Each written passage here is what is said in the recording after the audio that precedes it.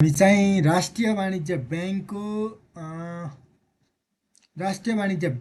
हामी 2074 सालको पेपर छलफल गर्ने भनेको। पेपरै कता गयो कता गयो। अब हेरौँ, 2074 सालको हामी पेपर छलफल गर्नेछौँ। सम्पूर्ण पेपरहरूको तपाईँहरूले चाहिँ फुल भिडियोहरू पनि हेर्न सक्नुहुन्छ, जुन मैले अब यसपछि म रिटर्न अथवा हातले लेखेर सिम्पल ल्याङ्ग्वेजमा भिडियो अपलोड गर्नेछौँ। त्योभन्दा पहिला चाहिँ हामीले धेरै धेरै धेरै इयरको 2079 सालदेखि तलका इयरको सम्पूर्ण भिडियोहरू यो युट्युब च्यानलमा छ, अलरेडी तपाईँहरू हेर्न सक्नुहुन्छ गएर। आज चाहिँ हामी 2074 साल 11 महिना 5 गते राष्ट्रिय वाणिज्य ब्याङ्कको प्रशासन चौथो तहको सहायक पदको लागि लिखित परीक्षा पत्रको नमुनालाई हामी छलफल गर्नेछौँ। साथै छलफल मात्र नगरिकन यसको आन्सर कसरी लेख्ने भन्ने बारेमा ट्रिकहरू पनि हामी छलफल गर्नेछौँ। लेट्स डिस्कस हियर खण्ड क हेरौँ। पहिला खण्ड कमा चाहिँ हाम्रो के छ त पहिला त्यो हेरौँ। खण्ड क भित्र व्यवस्थापन, खण्ड कमा हाम्रो व्यवस्थापन छ। हेर्नु होला, खण्ड कमा चाहिँ व्यवस्थापन छ। त्यसपछि गणित छ, सेवा सम्बन्धी छ। तीनवटा कुराहरू यहाँ पर्छ। यो पेपर चाहिँ सेकेन्ड पेपर हो। अब हेरौँ, व्यवस्थापन, म्यानेजमेन्ट, गणित र सेवा सम्बन्धी मध्ये पहिलो क्वेसन रहेको छ व्यवस्थापनको। यानि कि व्यवस्थापन भन्नाले के बुझिन्छ इङ्ग्लिसमा, what do you mean by management, यो चाहिँ हामीलाई थाहा हुनुपर्ने हुन्छ। व्यवस्थापन भनेको के हो भनेर भनेको छ, feedback of Microsoft need suggestion to search. I want close this one. अब हेरौँ, यसका प्रमुख कार्यहरू वर्णन गर्नुहोस् भनेर 6, 4, 10 मार्क्सको सोधेको छ। 4 मार्क्सको तपाईँहरूले हामीले यो म्यानेजमेन्ट भनेको के हो भनेर 4 मार्क्सको सोध्यो, त्यही भएर 4 मार्क्स जति लेख्नु पर्यो। अनि यसका मेजर फङ्सनहरू के हुन्, कामहरू के हुन् म्यानेजमेन्टका, अर्गनाइजिङदेखि लिएर तपाईँहरूको प्लानिङदेखि लिएर सुपरभिजनसम्म। Organising, planning, staffing, leading, directing, controlling, त्यसपछि हाम्रो सुपरभिजन, अनि कम्युनिकेसन, मोटिभेसन भनेर 5, 6, 7वटा यो फङ्सनहरूको बारेमा हामीले लेख्नुपर्ने हुन्छ। अनि म्यानेजमेन्ट व्यवस्थापन भनेको के हो त, कुनै पनि संस्थाको गोल प्राप्ति गर्नका लागि पिपुलहरूले doing right people in a right place and right output or effort given by this people in a coordination or integration effort is known as management भनेर पनि भन्न सकिन्छ। अब म्यानेजमेन्ट भनेको चाहिँ विभिन्न हाम्रो राइटरहरूको नामहरू लेखेर भन्न पनि सकिन्छ। तर चाहिँ अब म चाहिँ यसको आन्सर सरसर्ती के हुन्छ, पोसिबल आन्सर के हुन्छ भनेर छोटो तरिकाले चाहिँ भन्ने कोसिस गर्छु, जुन तपाईँहरूले चाहिँ सुन्नुपर्ने हुन्छ। अब लेखेर म सरसर्ती देखाएर पनि भन्न त भन्थेँ, तर चाहिँ अब त्यस्तो गर्दाखेरि अलि लेन्थी भिडियो हुन्छ र म अब नेक्स्ट भिडियोहरूमा त्यस्तै गरेर चाहिँ भिडियोहरू तयार पार्नेछौँ। हामीले अर्को भाषामा यसरी पनि एक्सप्लेन गर्न सक्छौँ। म्यानेजमेन्ट एउटा यस्तो प्रोसेस हो, it is the process of getting specified work done through process like भनेको एउटा म्यानेजमेन्ट भनेको एउटा यस्तो प्रक्रिया हो जसमा चाहिँ हामीले काम गरेर चाहिँ एउटा सम्बन्धित काम गरेर चाहिँ हामीले जस्तै काम कसरी प्लानिङ गरेर योजना गरेर अर्गनाइजिङ गरेर त्यसपछि हाम्रो डाइरेक्टिङ गरेर कन्ट्रोलिङ गरेर हामीले अब कुनै गोल एचिभमेन्ट गर्न सक्छौँ भने त्यसलाई म्यानेजमेन्ट भन्छ। म्यानेजमेन्ट भनेको के हो भने exactly what we want people to do and then seeing that they do in best and cheapest way भनेर हामीले म्यानेजमेन्टको डेफिनेसन भन्न सक्छौँ। अब जसमा म्यानेजमेन्ट भनेको चाहिँ तपाईँहरूले हेर्न सक्नुहुन्छ, म्यानेजमेन्ट भनेको चाहिँ एउटा process of administrating and controlling the affair of अर्गनाइजेसनका एफेयरहरूलाई चाहिँ प्रशासनिक रूपमा चाहिँ त्यसलाई नियन्त्रण गरेर इरेस्पेक्ट अफ नेचर जति होस्, टाइप जस्तो संस्था होस् या जस्तो खालको संरचना होस् त्यो संस्थाको, यसलाई इन्टिग्रेटेड इफोर्टलाई म्यानेजमेन्ट भन्छ। यसको उद्देश्य के हो भने तपाईँहरूको creating and maintaining the such business environment, okay, as the member of organisation can work together and achieve the business objective efficiently effectively भन्छ। हाम्रो संस्थाको उद्देश्य एकदमै प्रभावकारी रूपमा प्राप्ति गर्नका लागि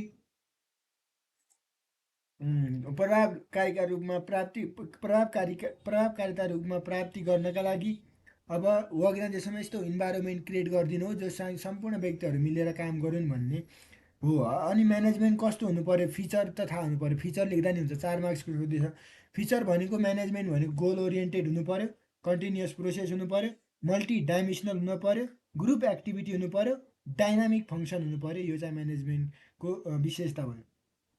अब चाहिँ म्यानेजमेन्ट भनेको चाहिँ तपाईँहरूको विभिन्न ग्रुप अफ पिपुलहरूलाई चाहिँ वर्किङ अर्गनाइजेसनमा काम गर्ने विभिन्न ग्रुप अफ पिपुलहरूलाई चाहिँ कोअर्डिनेटिङ गर्ने, तिनीहरूको इफोर्ट कस्तो छ र तिनीहरूको सम्पूर्ण व्यक्तिहरूलाई कमन गोल एचिभमेन्ट गर्न लगाउने प्रक्रिया भनेकै म्यानेजमेन्ट हो भनेर बुझ्नु होला। फङ्सन अफ म्यानेजमेन्ट भनेर अब लेट्स डिस्कस हियर। फङ्सनमा पहिलो छ प्लानिङ भन्छ। प्लानिङ भनेको planning is the deciding in advance what is to be done, के गर्नुपर्ने हो भनेर हामीले एडभान्स रूपमै गर्ने कामलाई प्लानिङ भन्छ। जसमा चाहिँ हाउ टु डु, कसरी गर्ने र कहिले गर्ने, हाम्रो गोल प्राप्ति गर्नका लागि भनेको के हो तपाईँहरूको प्लानिङ हो भने। प्लानिङमा चाहिँ जस्तै तपाईँहरूले स्ट्राटेजीहरू, रणनीति कस्तो बनाउने, अनि अर्गनाइजेसनको उद्देश्य कसरी सेट गर्ने, त्यस उद्देश्य त्यसपछि तपाईँहरूको विभिन्न पोलिसी र प्रोसिजरहरू कसरी फर्मुलेट गर्ने, अनि हामीले वर्क सेड्युल र बजेटहरू कसरी बनाउने भन्ने कुराहरू रहेको छ। देन आफ्टर अर्गनाइजिङ भन्छ। प्लानिङ भनेको के हो, फर्स्ट एन्ड फरमोस्ट फङ्सन हो म्यानेजमेन्टको। यसले चाहिँ to decide for and to decide beforehand and what is to be done in future. Beforehand हामीले अब फ्युचरमा के गर्नुपर्ने भन्ने कुराहरू अहिले डिसाइड गर्ने कुरा प्लानिङले भन्छ। इट इन्कम्पासेस फर्मुलेटिङ पोलिसी, यसले चाहिँ पोलिसी नीतिहरू बनाउने अनि टार्गेटहरू बनाउने, त्यही अनुसारको सेड्युल एक्सनहरू गर्ने भन्ने कुराहरू हाम्रो प्लानिङभित्र रहन्छ। त्यसपछि अब अर्गनाइजिङ भन्छ। अर्गनाइजिङ भनेको के हो त,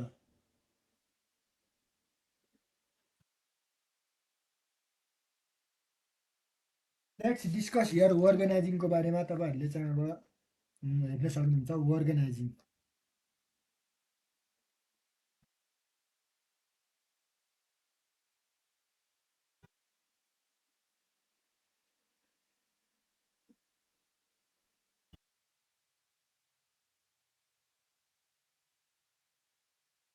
अर्को चाहिँ म्यानेजमेन्टको डेफिनेसन हेरौँ न। म्यानेजमेन्ट भनेको एउटा आर्ट हो भनेर भन्छ, जसले चाहिँ विभिन्न स्किलहरू, आइडियाहरू अरूबाटहरू ल्याएर काम गर्ने काम हो भनेर भनेको थियो। त्यही भएर अब आर्ट भन्ने बित्तिकै हामीले के हुनु पऱ्यो भने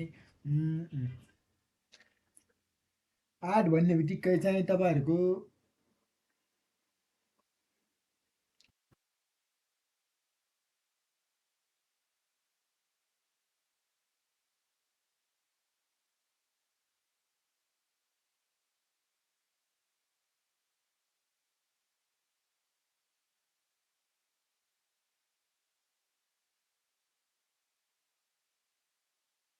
है। अब हेरौँ, तपाईँहरूले चाहिँ आर्ट त भन्यो, त्यही भएर अब यसलाई चाहिँ हामीले अर्गनाइजिङ भनेको के हो, यसलाई डिटेल रूपमा हामी हेरौँ। अर्गनाइजिङ अर्को फङ्सन हो म्यानेजमेन्टको। अर्गनाइजिङ भनेको के हो त भन्दाखेरि organising is the management of financial, physical and information resource to be carried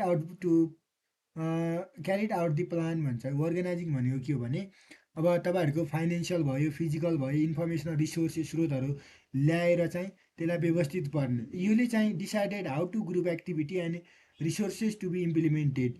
यसले चाहिँ हाम्रा ग्रुप एक्टिभिटी कसरी गर्ने, विभिन्न रिसोर्सेसहरूलाई हामीले कसरी युज गर्ने भन्ने कुराहरू, मेजर एक्टिभिटिजहरू ग्रुपिङ तिनीहरूलाई गरेर विभिन्न ग्रुपहरूमा चाहिँ नेचर र अनि तिनीहरूको पोजिसन अनुसार संस्थामा तिनीहरूलाई एजाइन गर्ने।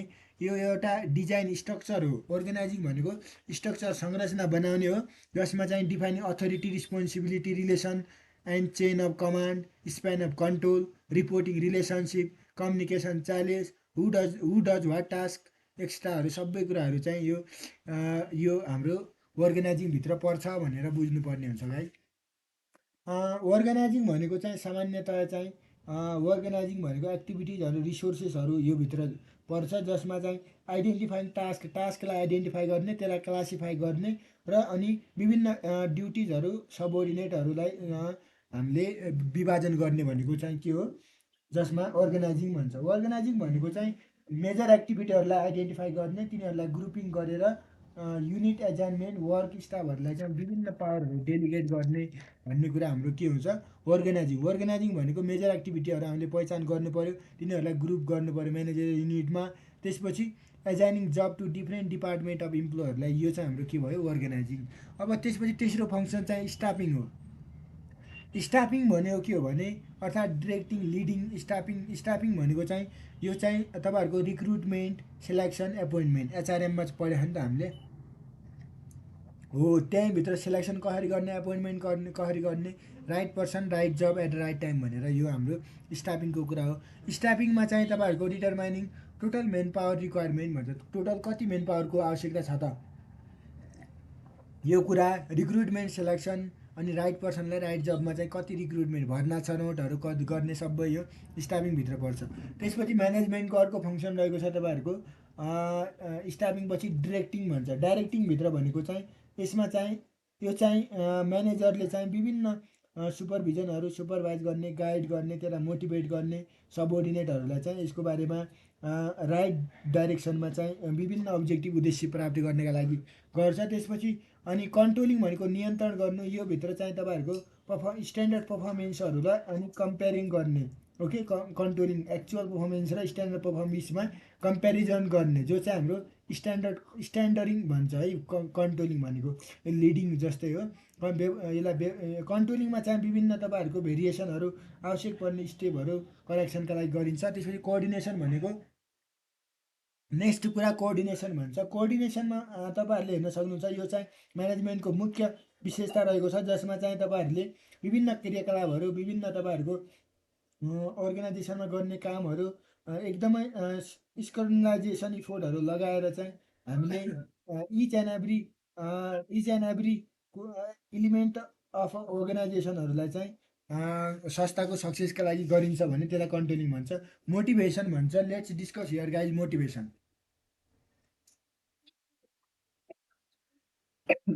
मोटिभेसन भन्दा पहिला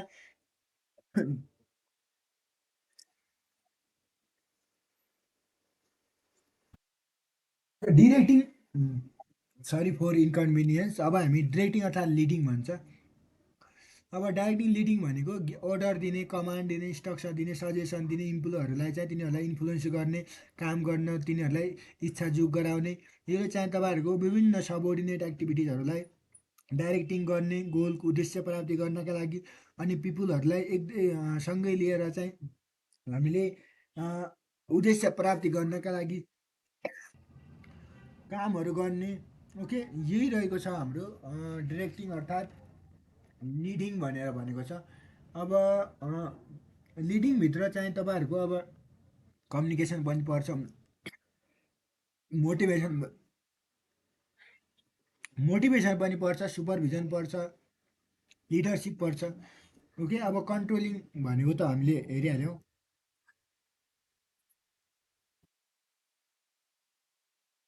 लेट्स डिस्कस हियर गाइज, तपाईँहरूले चाहिँ अब कोअर्डिनेसन हेरौँ। कोअर्डिनेसन भनेको चाहिँ इम्पोर्टेन्ट फिचर हो म्यानेजमेन्टमा, जसमा चाहिँ तपाईँहरूको एक्टिभिटिजहरूलाई इन्टिग्रेसन गर्ने, विभिन्न अर्गनाइजेसनको इफोर्ट गर्ने, सबै भनिहाल्यो। मोटिभेसन भनेको चाहिँ अब तपाईँहरूको एनर्जाइजिङ पिपुलहरूलाई चाहिँ अब अर्गनाइजेसनको प्रिडिटरमाइन्ड गोल एचिभ गर्नको लागि तिनीहरूलाई एनर्जाइज गर्ने काम हो। लिडरसिप भनेको चाहिँ अब art of influence behaviour and performance of सबोर्डिनेटको काम, कर्तव्यहरू, यिनीहरूलाई चाहिँ अब बढाउने काम, तिनीहरूलाई चाहिँ हामीले के गर्ने, के गर्ने, इन्फ्लुएन्स गर्ने। म्यानेजरहरूले चाहिँ म्यानेजरलाई चाहिँ अब लिडर भन्छ सामान्यतया। यिनीहरूले चाहिँ अब म्यानेजर म्यानेजर कतिखेर लिडर भएको मानिन्छ भने यदि उसले चाहिँ एकदमै बिहेभियर साथसाथै अब कार्य अनुसारले पनि इन्फ्लुएन्स गराउन सक्यो भने भनेर भन्छ। त्यसपछि कम्युनिकेसन भनेको चाहिँ एउटा यस्तो प्रोसेस हो जसमा चाहिँ आइडियाहरू ट्रान्सफर गरिन्छ एक व्यक्तिबाट अर्को। र सुपरभिजन भनेको त अब यो तपाईँहरूको डाइरेक्ट अर्थात् इमिडिएट गाइडेन्स हो सबअर्डिनेटहरूलाई चाहिँ, तिनीहरूलाई कुन कुन काममा लगाएको छ, यस्तै यस्तै कुराहरू रहेको छ। यो हाम्रो कति 14 मिनट 18 मिनट चाहिँ 10 मार्क्सको लागि छुट्याएको हुन्छ। जस्तै अब हेर, अब अर्को हामी द्वन्द्व भनेको के हो त, वाट इज कन्फ्लिक्ट।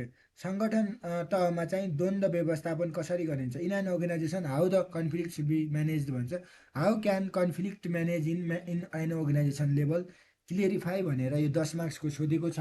अब द्वन्द्वको बारेमा हामी छलफल गरौँ। यो चाहिँ धेरै नै रिपिट भएको 2079 सालमा पनि आएको क्वेसन हो। यो चाहिँ आउन सक्ने धेरै प्रोबेबिलिटी एकदमै म्याक्सिमम् भएको क्वेसन हो द्वन्द्व भनेको। अहिले इमर्जिङ च्यालेन्जेसभित्र पनि परेको हुनाले यो चाहिँ तपाईँहरूले मध्यनजर गरेर हेर्नु होला। कन्फ्लिक्ट म्यानेजमेन्टको कन्फ्लिक्ट भनेको के हो र कन्फ्लिक्ट म्यानेजमेन्ट भनेको के हो भनेर हामी चाहिँ अब छलफल गर्नेछौँ यसको बारेमा पूर्ण रूपमा गाइज, जुन तपाईँहरूले हेर्न सक्नुहुन्छ स्क्रिनमा।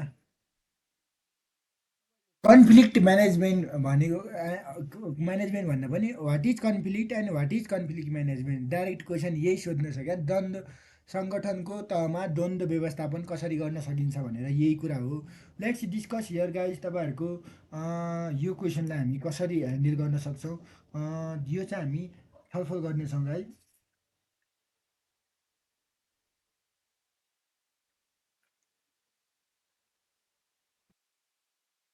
हेर्नु होला यो क्वेसनमा चाहिँ पहिला कन्फ्लिक्ट भनेको के हो, म कन्फ्लिक्टको बारेमा सरसर्ती, द्वन्द्वको बारेमा सरसर्ती भन्दै जान्छु, त्यसपछि तपाईँहरूलाई चाहिँ यसको हामी डिटेल हेरौँला।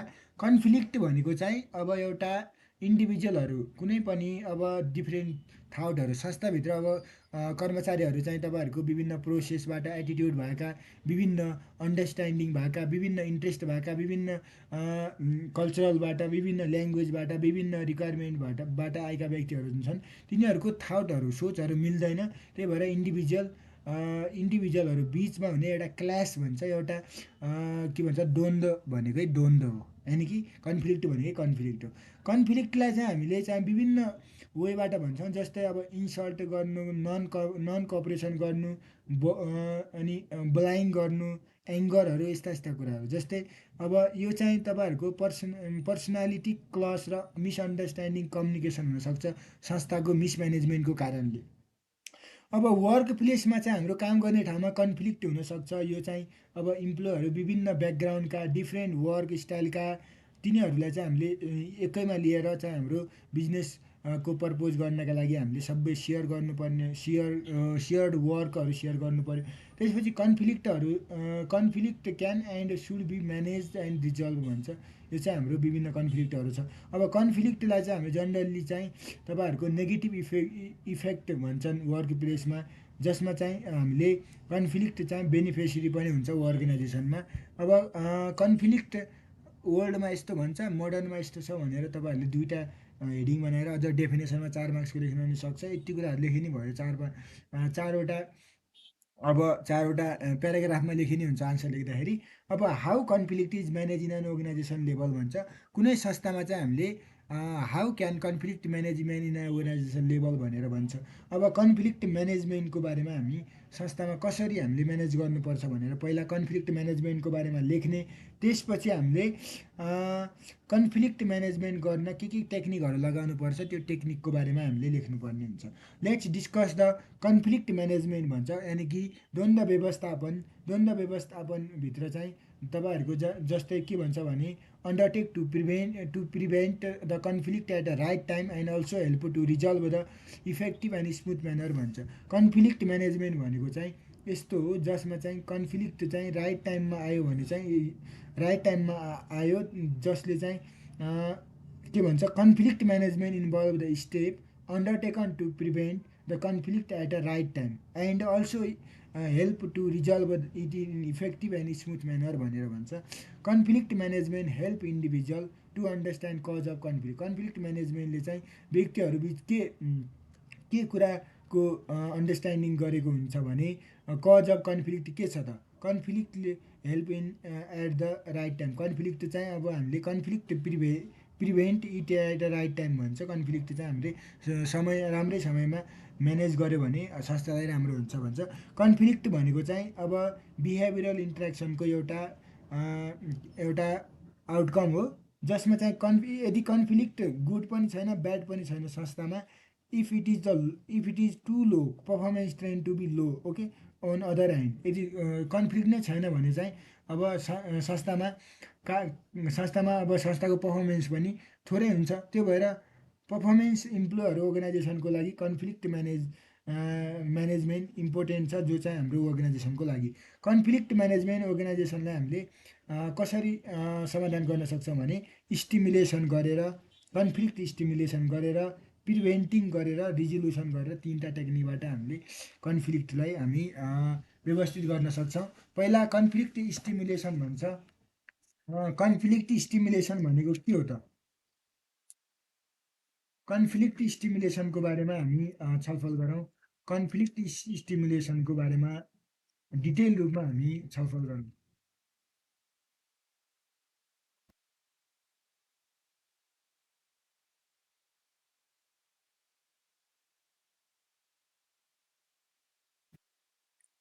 अब यसको लागि पहिला चाहिँ कन्फ्लिक्ट स्टिमुलेसन भनेको के हो त? कन्फ्लिक्ट स्टिमुलेसन भनेको हामीले कन्फ्लिक्ट द्वन्द्वहरूलाई समाधान गर्नको लागि एउटा कन्फ्लिक्ट स्टिमुलेसनको पनि गरिन्छ।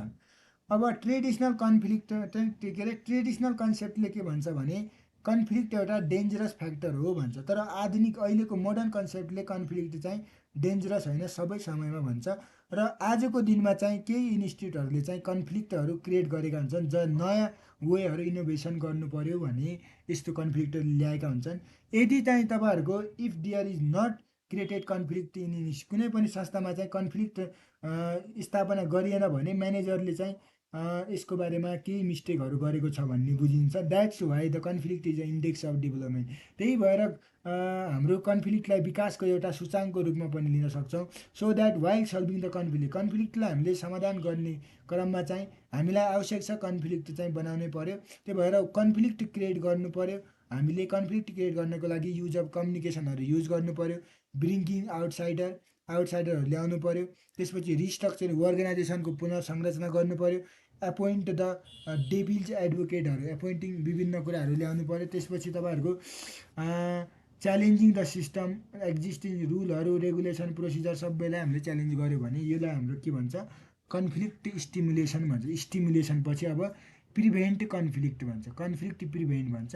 अब समटाइम केही समय अब कन्फ्लिक्टहरू आउन सक्छन् जुन तपाईँहरूको जसले हाम्रो वर्क संस्थाको कामलाई धेरै प्रभाव पार्न सक्छ भने यो अवस्थामा म्यानेजरहरूले चाहिँ त्यसलाई प्रिभेन्ट गर्नु पर्यो, बचाउनु पर्यो। त्यतिखेर चाहिँ अब केही कन्फ्लिक्ट प्रिभेन्सन मेथडहरू लगाउन सक्छ, जसमा मेथड भन्यो भने कुराहरू भन्दा पनि अब टेक्निकहरू लाउनु पर्यो। त्यसपछि जस्तै फ्रिक्वेन्टली मिटिङ, अब इम्प्लोयहरूको फ्रिक्वेन्टली मिटिङ गराउने, एग्रिड अब्जेक्टिभहरू सेयर गराउने, क्लियर र डिटेल जब डिस्क्रिप्सन दिने, वर्क सेड्युलहरू बनाउने, त्यसपछि डिस्ट्रिब्युट वर्क फेयरली, ओके। त्यसपछि स्टेबलाइज ग्राउन्ड रुलहरू, अनि वर्किङ गर्ने style, planning thing ahead, effective communication plan गर्नु पऱ्यो। र लास्टमा छ तपाईँहरूको कन्फ्लिक्ट रिजोल्युसन। तिनवटा कुरा, एउटा प्रिभेन्सन, एउटा स्टिमुलेसन, अर्को रिजोल्युसन। प्रिभेन्सन, स्टिमुलेसन, रिजोल्युसन, यी तिनवटा कुराहरूले हामीले म्यानेज गर्न सक्छौँ व्यवस्थापनलाई। कन्फ्लिक्ट रिजोल्युसन भनेको चाहिँ कुनै पनि संस्थामा चाहिँ कन्फ्लिक्ट चाहिँ इन्भेटिएबल हो। अब कन्फ्लिक्ट रिजोल्युसन कसरी हामीले समाधान गर्ने? Sometime best manager find themselves in the middle of the dysfunctional conflict. कन्फ्लिक्टको टाइपहरू त थाहा छ, फङ्सनल एन्ड डिसफङ्सनल है। यो कन्फ्लिक्टको टाइपहरू पनि लेख्न सक्नुहुन्छ तपाईँहरूले फर्स्टमा, वाट इज कन्फ्लिक्ट सोद्धाखेरि। त्यही भएर डिसफङ्सनल, फङ्सनल छ। तर अब केही बेस्ट म्यानेजरहरूले चाहिँ आफैले चाहिँ डिसफङ्सनल कन्फ्लिक्टको रूपमा पनि लिन सक्छन्, ओके। अब कन्फ्लिक्ट रिजोल्युसन भनेको चाहिँ यो चाहिँ यस्तो सिचुएसन हो जसमा चाहिँ तपाईँहरूको कन्फ्लिक्ट चाहिँ कसरी हामीले कन्फ्लिक्टलाई कसरी हामीले मिनिमाइज गर्न के कारण छ त भन्ने कुरा पत्ता लगाउनु पऱ्यो। म्यानेजरहरूले चाहिँ अब विभिन्न टेक्निकहरू गर्नु, कन्फ्लिक्टलाई समाधान गर्न विभिन्न टेक्निकहरू युज गर्नु पऱ्यो।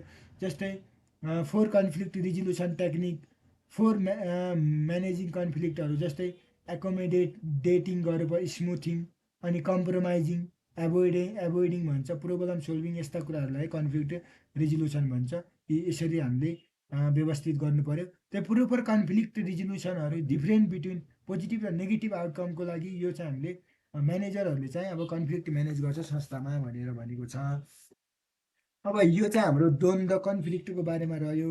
अब कन्फ्लिक्टको बारेमा यो रह्यो भने गाइज त्यसपछि हामी अब यसलाई डिटेल रूपमा हेऱ्यौँ। अब हामी त्यसपछि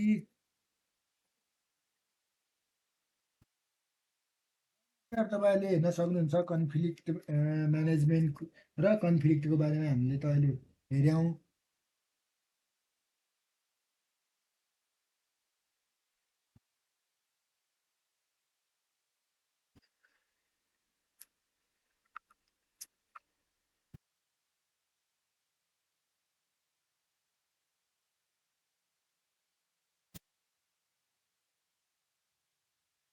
यो रह्यो गाइस कन्फ्लिक्ट म्यानेजमेन्टको बारेमा।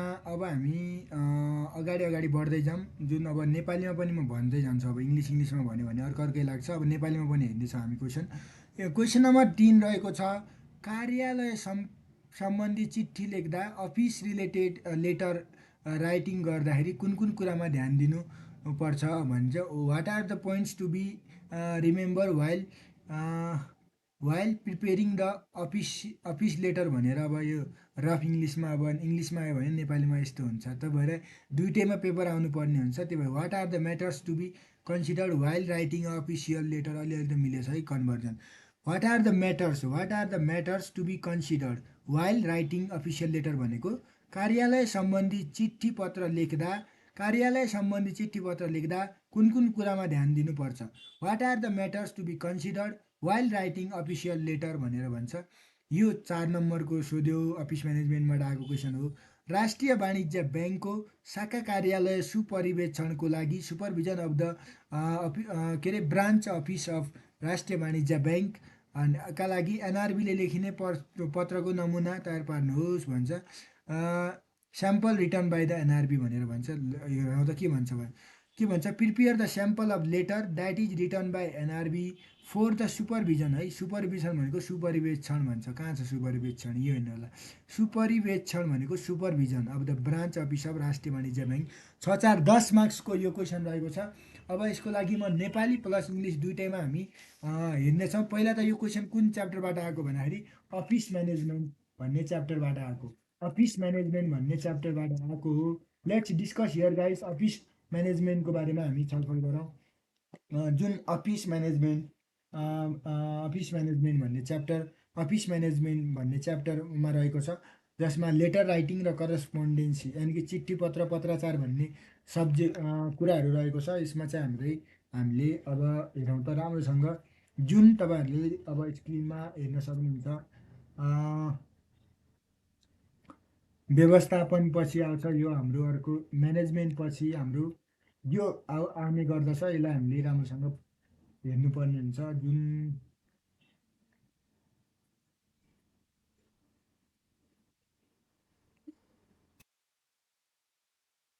कार्यालय व्यवस्थापन अफिस म्यानेजमेन्टको बारेमा छ, जसमा हामीलाई सोधेको छ पहिला चाहिँ के कुराहरू चाहिँ हामीले अफिसियल लेटरहरू बनाएर के कुरा ध्यान दिनुपर्दछ भन्छ। ओके,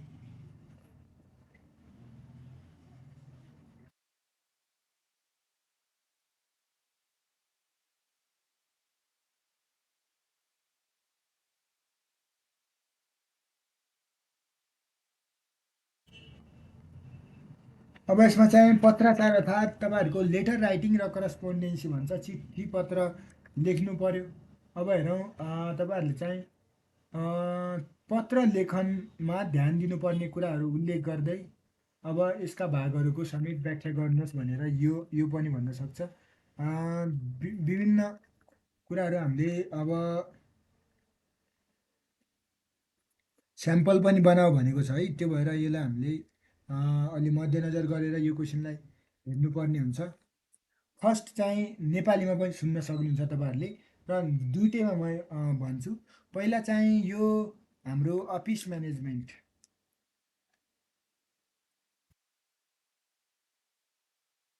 अफिस म्यानेजमेन्टमा चाहिँ लेटर राइटिङ एन्ड करस्पोन्डेन्सीको बारेमा हामी छलफल गर्नेछौँ। अफिसियल लेटर भनेको के हो त, पहिला अफिसियल लेटर त बुझौँ। यस्तो खालको टाइप अफ लेटर हो जो चाहिँ हाम्रो अफिस ब्रान्च सबअर्डिनेट अफ अफिसियल इन्फर्मेसनहरू के गर्नु पऱ्यो, हामीले विभिन्न ठाउँमा लेख्नु पऱ्यो। जसमा चाहिँ अफिसियल इन्फर्मेसनहरू, रुलहरू के छ, रेगुलेसन, प्रोसिजर, इभेन्टहरू, अरू इन्फर्मेसनहरू। अब अफिसियल लेटर भनेको फर्मल नेचरको हुन्छ। केही स्ट्रक्चर अर्थात् डकुरम भन्छ, डेकुरम अर्थात् स्ट्रक्चरहरू बनाएर बनेको हुन्छ भनेर बुझ्नु पर्यो। अब त्यसपछि हामीले अब अफिस लेटर राइटिङ गर्दाखेरि चाहिँ के कुरा ध्यान दिनुपर्ने हुन्छ त, त्यही अनुसारले हामीले चाहिँ अब यो राष्ट्रिय वाणिज्य ब्याङ्कको नमुना पनि हेरौँला।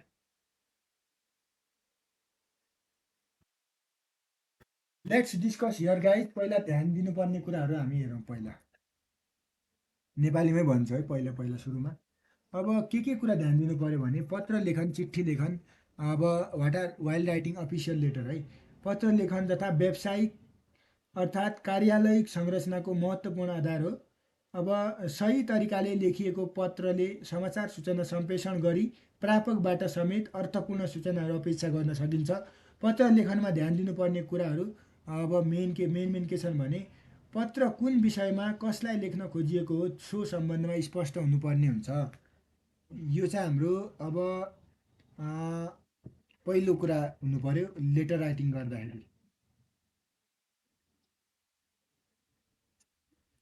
विषय त सुरुमा विषय हुनु पर्यो। त्यो भएर पहिलो कुरा चाहिँ हाम्रो पत्राचार गर्ने क्रममा चाहिँ विषय चाहिँ थाहा हुनु पर्यो। पहिलो कुरा चाहिँ अब हामीले हेडिङको कुरा भन्यौँ। विषय अब पहिला चाहिँ के भन्छ, लेटर सब्जेक्टहरू के कुराहरू यो इन्क्लुड गर्नुपर्छ भनेकै हो। म्याटर्स टु बी रिलेटेड भन्छ, हेडिङ भन्यो। पहिला हेडिङ हुनु पऱ्यो। त्यसमा हेडिङ अनि पहिला हेडिङ ल है, तपाईँहरूले अफिसियल लेटरको पुरा हेडिङ पहिलो, त्यसपछि ओपेनिङ, त्यसपछि क्लोजिङ, त्यसपछि इन्क्लोजर भनेर हामीले यी कुराहरू चाहिँ लेटरभित्र राख्नु पऱ्यो। जसमा चाहिँ तपाईँहरूले चाहिँ अब हेडिङभित्र के पर्छ त नेपालीमा पछि हेरौँला। पहिला हेडिङभित्र चाहिँ हेडिङ भनेको चाहिँ इन्ट्रोडक्टरी पार्ट हो, जसमा चाहिँ तपाईँहरूको लेटर हेड हुन्छ, डाटा हुन्छ, रिफरेन्स नम्बरहरू हुन्छ। लेटर हेड भनेको प्रिन्टेड एड्रेसमा हुन्छ अर्गनाइजेसनको, टेलिफोन नम्बर, इमेल, अनि त्यसपछि पोस्ट बोक्सहरू। ओके, यो कुराहरू चाहिँ हामीले राख्नुपर्ने हुन्छ, जसमा चाहिँ फ्याक्स नम्बरहरू। अनि त्यसपछि हेडिङमै चाहिँ डाटाहरू चाहिँ ब्रिटिस स्टाइलमा चाहिँ जस्तो जनवरी 1 2024 छ। ओके, जनवरी होइन, यहाँनिर हेर्नु न, यो ब्रिटिस स्टाइल यहाँनिर यो कति हो, यो 2024 3 महिना 10 गते जस्तो हो कि यस्तोमा राख्नु पऱ्यो, या अब कुनमा राख्ने हो, नेपालीमै राख्नु पऱ्यो। अनि 2080 वैशाख यस्तोबाट। Similarly the reference number given to each outgoing mail of filing purpose भन्छ। ओपेनिङमा अब next part contain insider address situation subject के छ त, सब्जेक्ट आयो, त्यसपछि विषयवस्तु है, स्यालुटेसन सब्जेक्ट भयो। अनि इन्साइड एड्रेसहरूमा address which letter return. Okay, त्यसपछि स्यालुटेसन फर्मल ग्रिटिङ दिनु पऱ्यो रिसिभरलाई, डियर सर, डियर म्याडम, यस्ता यस्ता है। यो पर्सनल चिठी होइन नि त, व्यावसायिक चिठी हो। यसमा चाहिँ अब letter it depend on the relationship to which letter is return, कसलाई चाहिँ हामीले गरेर त्यही अनुसार पठाएर त्यही अनुसारको हाम्रो के हुनु पऱ्यो, ग्रिटिङ हुनु पऱ्यो। विभिन्न सब्जेक्ट म्याटर पर्पोज के छ त, यो सबै हाइलाइट गरेको हुनु पऱ्यो। बडी पार्ट भनेको लेटरको बडी पार्टमा हरेक कुराहरू एक्सप्लेन डिटेल, लोनको बारेमा हो कि के को बारेमा पठाइरह त राष्ट्रिय वाणिज्य ब्याङ्कले या कुनै पनि ब्याङ्कले। यसमा प्रिन्सिपल कोहेरेन्सहरू सबै प्रेजेन्टेड गर्नु पऱ्यो। यहाँ नेसेसरी फ्याक्ट फिगरहरू सबै कुराहरू लेटर इफेक्टिभली लेखेको हुनु पऱ्यो। क्लोजिङ भनेको कम्पनीको सिल अर्थात् राइटर नेम, अनि पोजिसन, सिग्नेचर, त्यही भएर कार्बन कपी, पोस्ट स्क्रिप्टहरू। त्यसपछि कम्प्लिमेन्ट्री क्लोजिङ, पोलाइट इन्डिङमा लेटरहरूमा चाहिँ your sincerely, your faithful, it's normal depend on solution युजमा केमा भर पर्छ। त्यसपछि इन्क्लोजर गर्नु पऱ्यो। द इन्क्लोजर भनेको डकुमेन्टहरू लेटरभित्र एट्याच गरिदिनु पऱ्यो। कार्बन कपीहरू, डुप्लिकेट कपीहरू सेन्ड गर्नु पऱ्यो सम्बन्धित व्यक्तिहरूलाई सेम म्यासेजमा। त्यही भएर पार्ट योभित्र नर्मल्ली मिसयुज इन द लेटरहरू नगर्नु पऱ्यो। त्यही भएर यो चाहिँ बटम, लेटरको बटममा राख्नुपर्ने हुन्छ। र अन्त्यमा चाहिँ तपाईँहरूको अफिसियल लेटर भनेको चाहिँ तपाईँहरूको यी 4वटा पार्टहरू छन् नि त। पहिला इन्ट्रोडक्टरी, अनि ओपेनिङ, अनि बडी, क्लोजिङ, अनि इन्क्लोजर भनेको अन्तिममा। वेल रिटर्न अफिसियल लेटरले चाहिँ स्ट्रङ इम्प्रेसन दिन्छ। त्यही भएर इम्पोर्टेन्ट के छ, महत्त्वपूर्ण के हो भने हामीले बिजनेस लेटरहरू करेक्टली लेख्नुपर्ने हुन्छ। प्रिन्सिपलहरू कम्प्लिटनेस हुनु पऱ्यो, करेक्टनेस हुनु पऱ्यो। ओके, जसको कारणले चाहिँ तपाईँहरूको अब क्रिएसन सिर्जनामा चाहिँ राइटरलाई पनि एकदमै इम्प्रेसिभ भएर चाहिँ कम्युनिकेसन स्किल राम्रो छ संस्थाको भन्ने भाव आओस् भन्ने हिसाबले चाहिँ यो रहेको छ। त्यही भएर हामीले म्याटर्स टु बी कन्सिडर भन्छ। अब prepare sample of letter return in Nepal Rastra bank, के are to Nepal Rastra bank for the supervision of branch office of Rastriya Banijya bank. एनआरबीलाई letter लेख्नु पऱ्यो हामीले, राष्ट्रिय वाणिज्य ब्याङ्कका ब्रान्चहरूको सुपरभिजन गर्नुहोस् भनेर यो चाहिँ लेटर लेख्नुपर्ने हुन्छ। जसको लागि तपाईँहरूलाई चाहिँ कसरी लेख्ने भन्ने कुराहरू हामीले अब थाहा हुनुपर्ने हुन्छ।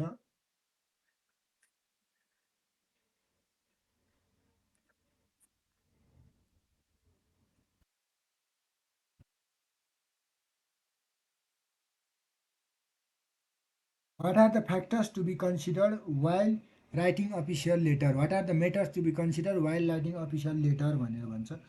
अब यो चाहिँ नो इयर फर्मेटमा नो हुनु पऱ्यो पहिला, इन्क्लुड इयर एड्रेस डाटाहरू, त्यसपछि include your recipient address, write salutation, write the letter, okay, write the letter, त्यसपछि इन्क्लुड द सिग्नेचर हुनु पऱ्यो, रिमेम्बर इन्क्लोजर, अनि तपाईँहरूले चाहिँ रिटर्न ल्याङ्ग्वेज राम्रो हुनु पऱ्यो, वेल म्यानरमा पोलाइट म्यानरमा लेखेको हुनु पऱ्यो, नेसेसरी गरेको हुनु पऱ्यो, यो लाइन टु लाइन लेखिने यसरी लेखिने हुन्छ। त्यो अघि यो 3-4वटा टपिकमा हामीले मध्यनजर गरेर हामीले लेख्न नि हुन्छ। तर चाहिँ अब हामीले स्याम्पल लेटर हेरौँ त, जस्ता अब circular number कम्प्लाइन्सहरू Nepal Rastra bank को अब सबैलाई गर्नु पऱ्यो। सब्जेक्टिभ के छ भने सब्जेक्ट लेख्ने, त्यसपछि in accordance with the unified directive of Nepal Rastra Bank यस्तो यस्तो गर्नुपर्छ, यो एनआरबीले यसो यसो गर्नुपर्छ, सबै कुराहरू अब ब्रान्चहरूलाई चाहिँ सुपरभिजन गर्नुपर्ने हुन्छ। जो अब ब्रान्चहरूको पर्फर्मेन्स राम्रो होस् यस्तो यस्तो भनेर आफ्नो क्रिएटिभिटीहरू के राख्न थाल्ने, बडी 3टा पार्टमा चाहिँ बनाएर चाहिँ हाम्रो अब इयर सेन्सर नि एक्सवाई डिपार्टमेन्ट एनआरबी यस्तो यस्तो के कुराहरू लेखेर हामीले चाहिँ फर्मेटहरू बनाएर चाहिँ हामीले पठाउन सक्छ। त्यो भएर यी नमुना चाहिँ जस्तै हेड अफिस राष्ट्रिय वाणिज्य ब्याङ्कको कुराहरूमा रहे, जस्तो अब एनआरबीले हेड अफिस कता राख्ने, अनि लेटर नम्बर सब डेट सेट राख्ने, टेलिफोन नम्बर सब्जेक्ट चाहिँ लेखेर, अनि त्यसपछि अनि एड्रेस लेखेर, अनि त्यसपछि हामीले विभिन्न कुराहरू लेख्दै सिग्नेचरहरू लास्टमा गरेर यो फर्मेटमा चाहिँ लेख्नुपर्ने हुन्छ राइट। जसमा चाहिँ तपाईँहरूलाई अब लेटरको अब ध्यान दिनुपर्ने कुरा एकचोटि नेपालीमा सुन्नु होला, जसमा चाहिँ अब कार्यालय पत्र भए लेटर हेडमा पत्र लेख्ने, अनि पत्र मिति स्पष्टमा लेख्ने, प्रापकको सही अनुरूप संशोधित गरी ठेगाना समेत खुलाइ लेख्ने, विषयकोलाई संक्षिप्त र स्पष्ट रूपमा गर्ने, अनि त्यसपछि विषयलाई स्पष्ट खुलाउने गरी बेहोरा सरल भाषा बुझ्ने लेख्ने। अब कुनै विषयको सन्दर्भ अर्थात् प्रति उत्तर भए सन्दर्भमा पत्र पत्रिकाको पत्र सङ्ख्या चलानी नम्बर कोड लेख्ने, एन एन नियम दफाहरू अप्रत्यक्ष कथनहरू लेख्ने, पत्रको तपाईँहरूको जरुरीपन खुलाइ लेख्ने, जस्तै अघि डिरेक्टिभहरू यस्ता यस्ता भन्थ्यो नि त निर्देशिका, यो लेख्ने। त्यसपछि तपाईँहरूको एउटा विषयभन्दा बढी निकायहरूलाई पठाउनु पर्ने भयो भने अब त्यही भएर बोधार्थ लेख्ने, अनि अनि त्यसपछि तपाईँहरूको आधिकारिक व्यक्तिको दस्खत गर्ने, र अनि थप पुष्ट्याइका लागि कागजातहरू आवश्यक परे संलग्न गर्ने, यो रहेको छ। अब चिठी पत्रका भागहरू सोध्यो भने शीर्षक भयो, सम्बोधन अर्थात् भित्री ठेगाना, अनि विषय, अभिवादन, बेहोरा, अन्तिम नाम दर्ता दरखास्त, बेदार्थ र चाहिँ संलग्न कागजात भनेर यो चाहिँ हामीले कुराहरू चाहिँ यो चिठी पत्रको लेख्दाखेरि हामीले लेख्नु पर्यो।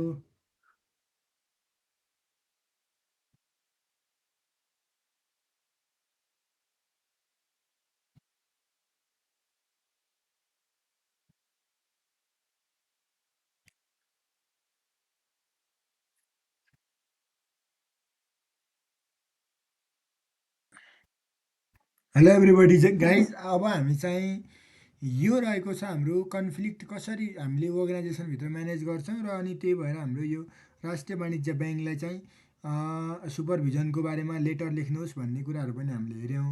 त्योभन्दा पहिला मैले सब कुरा बेस्ट छ, लेट्स डिस्कस हियर। अब हामी अगाडि बढौँ। क्वेसन नम्बर नेक्स्ट रहेको छ तपाईँहरूको, फाइलिङ भनेको के हो त? फाइलिङ भनेको के हो, वाट इज फाइलिङ भन्छ। अनि फाइलिङ र अनुक्रमणिका बिच सम्बन्ध प्राप्त अनुक्रम इन्डेक्सिङ भन्छ। अनुक्रम अब तपाईँहरूलाई चाहिँ यो क्रम भन्ने बित्तिकै इन्डेक्सिङ बुझ्नु होला। अब नेपालीमै पेपर आयो, यहाँ इङ्ग्लिसमै मात्रै पेपर आयो भने पनि इन्डेक्सिङ भनेको चाहिँ अब मेबी प्रोबेबिलिटी चाहिँ, जस्तै अब एनबिएल है, नेपाल ब्याङ्क लिमिटेडको चाहिँ अब फर्स्ट पेपर नेपालीमा आयो, सेकेन्ड पेपर इङ्ग्लिसमा आयो के, त्यही भएर राष्ट्रिय वाणिज्य ब्याङ्कको पनि भन्न सक्दैन, इङ्ग्लिसमै आउन सक्छ, नेपालीमै आउन सक्छ, तर बोधमा आउनुपर्ने हो खासमा। ल हेरौँ, फाइलिङ र अनुक्रमणिका बिचको सम्बन्ध प्रष्ट गर्नुहोस्। Clarify the relationship between filing and indexing भनेर तपाईँहरूको 10 मार्क्सको आएको छ। 3 मार्क्सको फाइलिङ भनेको के हो र अनि यी दुई बिचको के सम्बन्ध छ भन्ने कुराहरू पनि हामीले हेर्नुपर्ने हुन्छ। त्योभन्दा पहिला चाहिँ म अब यसलाई डिटेल रूपमा तपाईँहरूलाई फाइलिङ भनेको के हो भनेर म छलफल गर्नेछु बोथ ल्याङ्ग्वेजमा फाइलिङको बारेमा। देन आफ्टर हामी दुइटा बिच रिलेसन के छ त यो पनि हामी देखाउने नै छौँ। यसमा म भन्छु कसरी फाइलिङ को हामीले परिभाषा दिने इङ्ग्लिस नेपाली दुइटैमा भन्छु म। फाइलिङ भनेको के हो र रिलेसनसिप बिट्विन फाइलिङ एन्ड तपाईँहरूको इन्डेक्सिङ बिचको सम्बन्ध के छ भनेर चाहिँ हामीलाई सोधेको क्वेसन छ। Let's discuss here guys filing अनि इन्डेक्सिङको बिच सम्बन्ध के छ भनेर। फाइलिङ भनेको के हो? फर्स्टमा फाइलिङ भनेको चाहिँ एउटा रिकर्ड गर्ने, रिकर्ड भनेको अभिलेख गर्ने चाहिँ प्रक्रिया हो, जसमा चाहिँ filing is the form of record keeping which preserve the letter, voucher, bills, report, paper other important document in a systematic manner भन्छ।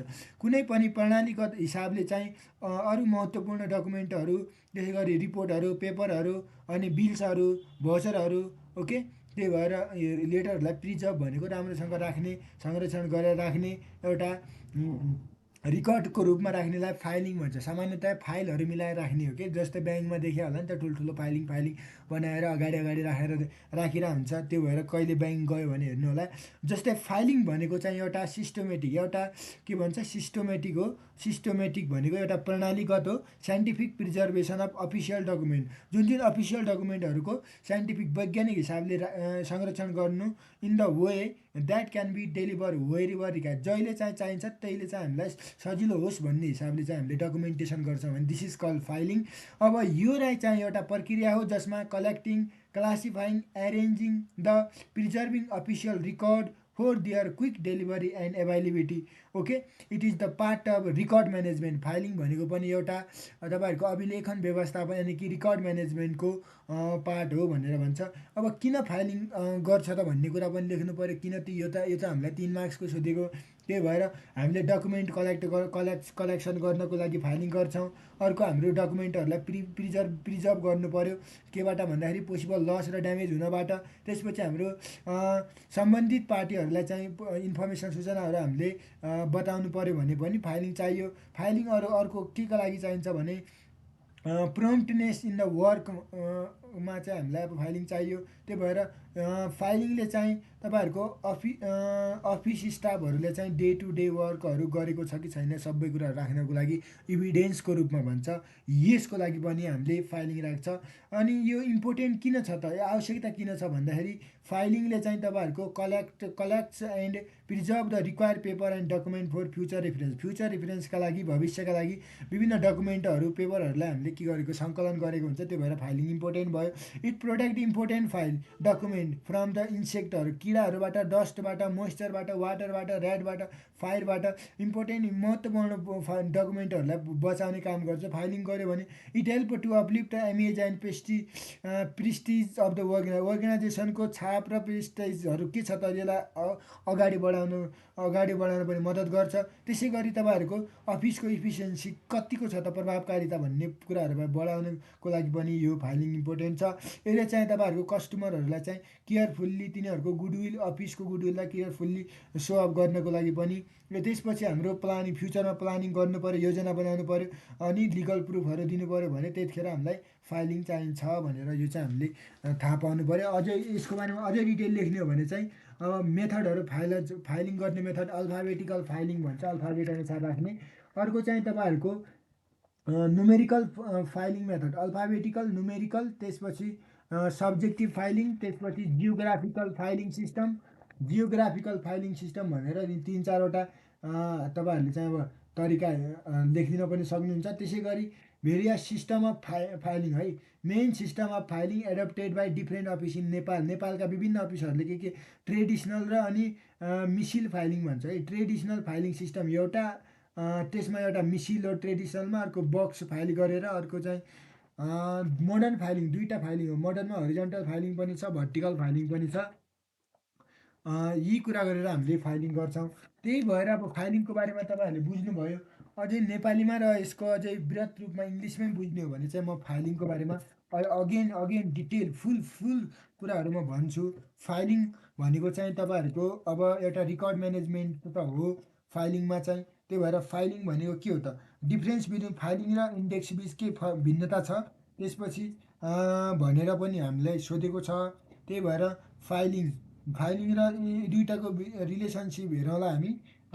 रिलेसनसिप फाइलिङ र इन्डेक्सिङ बिचको रिलेसनसिप पनि हामी हेर्ने नै छौँ। Relationship between filing and indexing भनेर यो हामीले यसको बारेमा छलफल गर्नेछौँ गाइस, जसमा तपाईँहरूलाई चाहिँ म अब के सम्बन्ध छ त फाइलिङ र अनि इन्डेक्सिङ बिच, त्योभन्दा अब इन्डेक्सिङ भनेको के हो पहिला फाइलिङ त बुझेँ, अनि इन्डेक्सिङ पनि बुझौँ, त्यसपछि रिलेसनसिप भन्छु म। अब इन्डेक्सिङ भनेको के हो, एउटा एउटा प्रक्रिया, एउटा process of finding out the proper location easily and quickly is known as indexing भन्छ है। इन्डेक्सिङ भनेको चाहिँ अब सङ्केत भनेको चाहिँ प्रोपर लोकेसन इजिली क्विकली, कुनै पनि अब प्रोपर लोकेसन है, लोकेसन चाहिँ हामीले सजिलो र छिटो सरितो हामीले प्राप्ति गर्ने प्रक्रिया भनेको इन्डेक्सिङ हो। ओके, यो एउटा अत्यन्तै के हो टुल हो, जसमा चाहिँ proper and efficient management of अफिसको एकदमै प्रोपर र प्रभावकारी व्यवस्थापन गर्नको लागि indexing guides the person for easy and quick location for the required file चाहिँ कहाँ छ के छ भनेर इन्डेक्सिङ गर्नको लागि छिटोभन्दा छिटो प्राप्ति गर्नु पऱ्यो। ब्याङ्ककै कुरा गरौँ भने हजारवटा फाइल हुन्छ, त्यो फाइललाई हामीले चुज गर्नुपर्ने हुन्छ। सो द्याट इन्डेक्सिङले चाहिँ हाम्रो इफिसियन्सी र टाइमहरू सेभ गर्ने काम गर्छ फाइलिङ इन्डेक्सिङ गऱ्यो भने। अब इन्डेक्सिङ किन इम्पोर्टेन्ट छ भन्दाखेरि फाइलिङमा इन्डेक्सिङ किन इम्पोर्टेन्ट छ भने इन्डेक्सिङले चाहिँ तपाईँहरूको डकुमेन्टको इफिसियन्ट र अर्गनाइज म्यानरमा चाहिँ यसलाई संरक्षण गर्न काम गर्छ। यसले चाहिँ तपाईँहरूको फाइलहरू राख्नको लागि रिट्राइभल अफ द फाइल भन्छ, यानि कि प्रोम्प्ट रिट्राइभल अफ फाइल भन्छ इङ्ग्लिसमा। यसलाई हामीले राम्रोसँग जोगाउन स्टोर गर्नको लागि जहिले हामीलाई चाहियो। इन्डेक्सिङले चाहिँ तपाईँहरूको इन्फर्मेसनहरू डकुमेन्टको बारेमा सेक्रेसी गर्छ सेक्रेसी भनेको गोपनीयताहरू या सुरक्षित गरिदिन्छ, सेक्युरेट राख्छ भनेको। यसले चाहिँ तपाईँहरूको जस्तै name, address, telephone number, file number, financial position, trading, manufacturing आइटमहरूको बारेमा डिटेल इन्फर्मेसन दिन्छ इन्डेक्सिङ गऱ्यो भने। यसले चाहिँ तपाईँहरूको क्विक रिफरेन्सको लागि एउटा समरीको रूपमा गरेको हुन्छ। यसले टाइम पनि सेभ गरिदिन्छ, जसमा चाहिँ हामीलाई डकुमेन्टहरू सजिलै रिफरेन्स गर्नको लागि, त्यसपछि स्टाफहरूलाई चाहिँ इफिसियन्टली क्यारी आउट गर्नको लागि, ड्युटिजहरू क्यारी आउट गर्नको लागि हेल्प गर्छ। यसले चाहिँ तपाईँहरूको ऱ्यापिडिटी र efficient in filing, regular function of अफिसको लागि पनि काम गर्छ। उद्देश्य के छ त भने फाइल इन्डेक्सिङ गर्नुको प्रोपर फाइलिङ फेसिलिटेट गर्नको लागि, स्पिड र इकोनोमी फाइलिङ कति छ भन्नको लागि, त्यसपछि तपाईँहरूको इन्डेक्सिङ है, इन्डेक्सिङ भनेको facilitate easy and quick location प्राप्ति गर्नका लागि, त्यसपछि फेसिलिटेट रिफरेन्स एन्ड क्रस रिफरेन्सको लागि, कम्प्लिट फाइलिङ सिस्टमको लागि पनि यो हामीलाई आवश्यक छ फाइलिङ। अब फाइलिङको चाहिँ तपाईँहरूलाई अब डिटेल लेख्ने हो भने चाहिँ फाइलिङ के अरे इन्डेक्सिङ भनेको चाहिँ एकदमै इम्पोर्टेन्ट हो, जसमा हामीले फाइलहरूलाई प्रोटेक्ट गर्नको लागि document of large size in बिजनेसमा ठुल्ठुला साइजका फाइलहरू डकुमेन्ट गर्नु प्रोटेक्ट गर्नु छ भने इन्डेक्सिङ राख्नुपर्छ। यो चाहिँ अब तपाईँहरूको quick location of file, big अर्गनाइजेसनमा चाहिँ छिटो लोकेसन प्राप्ति गर्न गाह्रो हुन्छ, त्यो भएर इन्डेक्सिङ छ भने without the helping of indexing बिना काम गर्न गाह्रो हो, त्यो भएर इन्डेक्सिङले हेल्प गरिदिन्छ। इन्डेक्सिङ भनेको चाहिँ तपाईँहरूको लोकेसन अफ डकुमेन्ट मात्र, क्विक लोकेसन अफ डकुमेन्टको लोकेसनहरू प्राप्ति गर्ने मात्र होइन, यसले चाहिँ सिस्टमेटिक एरेन्जमेन्ट अफ डकुमेन्टको चाहिँ प्रणालीगत एरेन्जमेन्ट पनि गरिदिन्छ। अब इन्डेक्सिङ भनेको चाहिँ सिस्टमेटिक एरेन्जमेन्ट अफ फाइलको लागि हुन्छ। त्यसपछि तपाईँहरूको loose sheet of paper use अल्फाबेटहरू A to Z मार्क गरेर चाहिँ इन्डेक्सिङहरू गर्ने लुज सिटहरू, फोस्टन टु युजिङ मेटल रिङहरूको पनि गर्न सक्छ। अब फ्लेक्जिबल र इजी हुन्छ, सुटेबल फर स्मल र लार्ज दुईवटाको लागि फाइलिङ इम्पोर्टेन्ट छ, यो चिप पनि छ। अब यो चाहिँ मिसप्लेस हुने चान्स, यसका डिसएडभान्टेजहरू पनि छन्, यो चाहिँ ड्यामेज इजिली हुनसक्छ, त्यो भएर पोसिबल फ्रडहरू हुनसक्छ भन्छ। अब कार्ड इन्डेक्सिङ हुन्छ अर्को अनि visible card indexing, stripe card indexing प्रकारहरू है, रोटेटरी कार्ड इन्डेक्सिङ, यीहरू अब इन्डेक्सिङको कुराहरू छ। तपाईँहरूलाई चाहिँ अब मैले यसको प्रोपर आन्सर भन्छु, त्योभन्दा पहिला म तपाईँहरूलाई चाहिँ यसको नेपालीमा पनि सरसर्ती भनिदिन्छु। जुन हाम्रो इन्डेक्सिङ र फाइलिङ बिच अनुक्रमणिका र अनि तपाईँहरूको फाइलिङ बिच, इन्डेक्सिङ एन्ड फाइलिङ बिच के रिलेसनसिप छ भन्ने कुराहरू पनि हामी हेर्नेछौँ। त्यही भएर गाइज तपाईँहरूले अब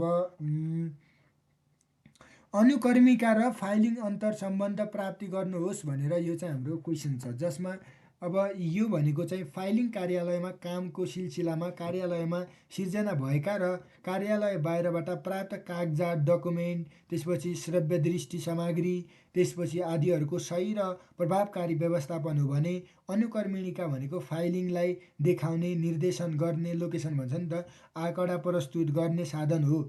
अब यसर्थ फाइलिङ र अनुक्रमणिका बिचको अन्तर सम्बन्धलाई देहाय बमोजिम हामीले भन्न सक्छौँ। जस्तै फाइलिङले चाहिँ तपाईँहरूको कार्यालयको कागजातहरू व्यवस्थित र मर्यादित तवरले राख्दछ भने फाइलिङलाई चाहिँ खोज्ने कार्यमा इन्डेक्सिङले काम गर्दछ भनेको। त्यही भएर अन्तर सम्बन्ध रिलेसनसिप छ। फाइलिङ प्रारम्भिक कार्यको रूपमा रहन्छ भने अब सो फाइलिङलाई हेरी अनुक्रमणि तयार पारिन्छ भन्छ। फाइलिङ अनुसार नै अनुक्रमणि इन्डेक्सिङ गरिन्छ भन्छ। फाइलिङ केही हेरफेर भए सोही अनुरूप अनुक्रमणिका पनि हेरफेर हुन्छ भन्छ। फाइलिङ केही हेरफेर भए सोही अनुसार अनुरूप तपाईँहरूको अनुक्रमणिका पनि हेरफेर गर्नुपर्दछ भन्छ। फाइलिङ पछि इन्डेक्सिङ तयार अनुक्रमणिका भनेको इन्डेक्सिङ तयार गरिने भएकाले चाहिँ फाइलिङलाई इन्डेक्सिङको आमाको संज्ञा दिएको हुन्छ भन्छ। त्यसपछि इन्डेक्सिङ जति प्रभावकारी बनाइन्छ नि त्यति नै तपाईँहरूको प्रभावकारी फाइलिङ पद्धतिमा पनि निर्माण हुन्छ भन्छ।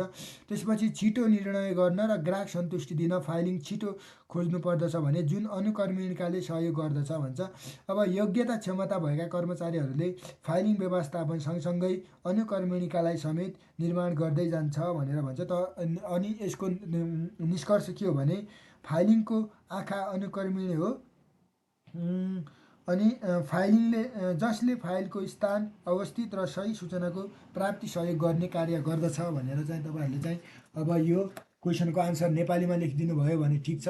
इङ्ग्लिसमा लेख्न चाहनुहुन्छ भने फाइलिङ एउटा प्रक्रिया हो, systematic and scientific preservation of important document in proper location so that they can be obtain as when required without delay and difficult भनेर इङ्ग्लिसमा पनि भन्न सक्नुहुन्छ।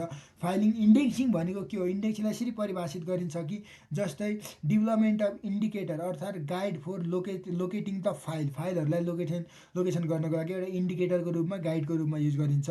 त्यसको विकास गरिन्छ। र डकुमेन्टहरू it is important tool of office म्यानेजमेन्टको यानि कि कार्यालय व्यवस्थापनको लागि इम्पोर्टेन्ट स्रोतको रूपमा रहेको छ इन्डेक्सिङ। फाइलिङ इन्डेक्सिङको डेफिनेसन लेख्ने अनि रिलेसनसिप बिट्विन फाइलिङ र इन्डेक्सिङ के सम्बन्ध छ त भनेर अब रिलेसनसिप देखाउनु पर्यो। जस्तै indexing perform an indispensable service to the filing and the filing look function भन्छ है।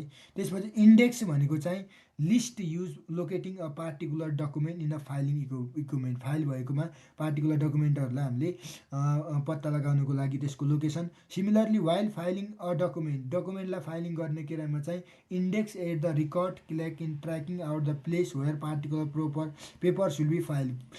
सम्बन्धित पेपर कहाँ चाहिँ छ भनेर पत्ता लगाउनको लागि सम्बन्धित particularly when the large number of file are maintain for various purpose. विभिन्न कामका लागि ठुल्ठुलो लार्ज नम्बर अफ फाइलहरू मेन्टेन गर्यो भने इन्डेक्स चाहिँ भेरी इसेन्सियल हुन्छ है। इन्डेक्सिङ गर्यो भने सजिलो हुन्छ।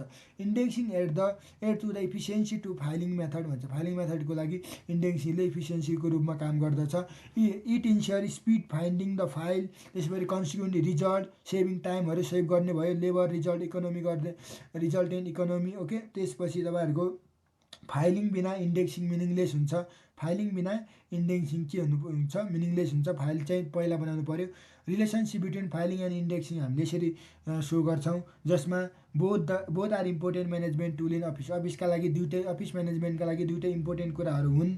Both help easy retrieval of important document when needed. जतिखेर हामीलाई डकुमेन्ट चाहिएको छ त्यसलाई राख्ने सजिलै हामीलाई प्राप्ति गरिदिन्छ दुइटैले। Both help in preservation of document from loss theft. दुइटैले चाहिँ लस हुनबाट, थेफ्ट हुनबाट हामीलाई डकुमेन्टहरू हेल्प गर्छ। An important part of filing is indexing. Indexing भनेको फाइलिङको अति इम्पोर्टेन्ट पार्ट हो। Which help to make the filing system effective. जसले चाहिँ फाइलिङ सिस्टमलाई एकदम प्रभावकारी बनाउनको लागि मद्दत गर्दछ। Both main objective are help insures record enhance efficiency maintain organisation reputation भन्छ है। अब both are important for all type of organisation. दुइटै सम्पूर्ण साना मजवाला जुनसुकै संस्थाको लागि पनि इम्पोर्टेन्ट छ। Both should have a qualities of simple, economical र फ्लेक्जिबल। तिनवटा कुरा छ। त्यसपछि फाइलिङ सिस्टम चाहिँ इफेक्टिभ छैन भने there is no justification indexing हुँदैन है। फाइलिङ राम्रो छैन भने इन्डेक्सिङको खासै मतलब हुँदैन भनेको। Effective filing system can not be maintain without indexing. बिना इन्डेक्सिङ बिना एकदम प्रभावकारी फाइलिङ सिस्टम बनाउन गाह्रो छ। बोथ आर साइन्टिफिक मेथड, दुइटै साइन्टिफिक मेथड हो। Method of indexing should be use in method of filing. विभिन्न इन्डेक्सिङका मेथडहरू फाइलिङका मेथडमा पनि युज हुन्छ भनेर बुझ्नु होला गाइज। तपाईँहरूले चाहिँ the method of indexing should be use according to method of filing भनेर भन्छ। यो मैले अहिले भनिहालेँ। त्यसपछि अब therefore filing and index are considered the complementary to एकअर्काका अन्तरसम्वेदी हुन् दुइटै कुराहरू। त्यो भएर which depend on each other, यो दुइटै एकअर्कामा भर पर्ने कुरा हुन् भनेर तपाईँहरूले रिलेसनसिप पनि देखाउन सक्नुहुन्छ। यही अनुसारले 10 मार्क्सको सकियो। अब खण्ड ख हेरौँ हामी। आधी 1 घन्टामा सकियो। अब खण्ड खमा के छ त, मानव संसाधन व्यवस्थापन भन्नाले के भन्छ, वाट इज ह्युमन रिलेसनसिप।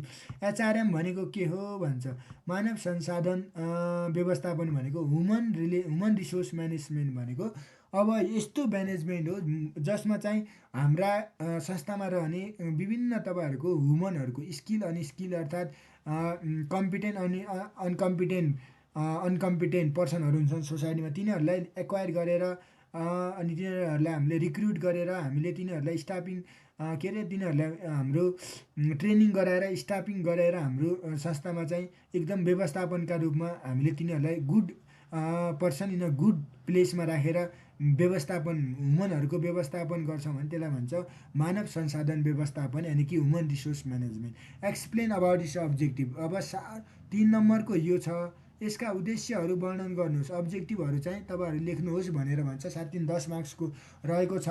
अब let's discuss here guys HRM भनेर तपाईँहरूलाई अब म चाहिँ एचआरएमको बारेमा हामी ह्युमन रिसोर्सेस म्यानेजमेन्ट एचआरएमको बारेमा हामी अब विस्तृत रूपमा छलफल गर्नेछौँ। ह्युमन रिसोर्स म्यानेजमेन्ट भनेको के हो त एचआरएम के हो त, के उद्देश्य छ त भनेर हामी अब एचआरएमको पार्टबाट हामी अब छलफल गर्नेछौँ गाइज। तपाईँहरूलाई पहिला म नेपाली प्लस इङ्ग्लिस दुइटैमा चाहिँ सरसर्ती स्पिड आन्सरहरू भन्ने कोसिस गर्दछु, जुन चाहिँ तपाईँहरूले अब सुनिराख्नुपर्ने हुन्छ। If you are interested to listen here guys, if you are a good listener then you can listen carefully. At firstly अब हामी एचआरएम भन्छ ह्युमन रिसोर्सेस म्यानेजमेन्ट भनेको के हो त, म्यानेजमेन्ट त सक्यो।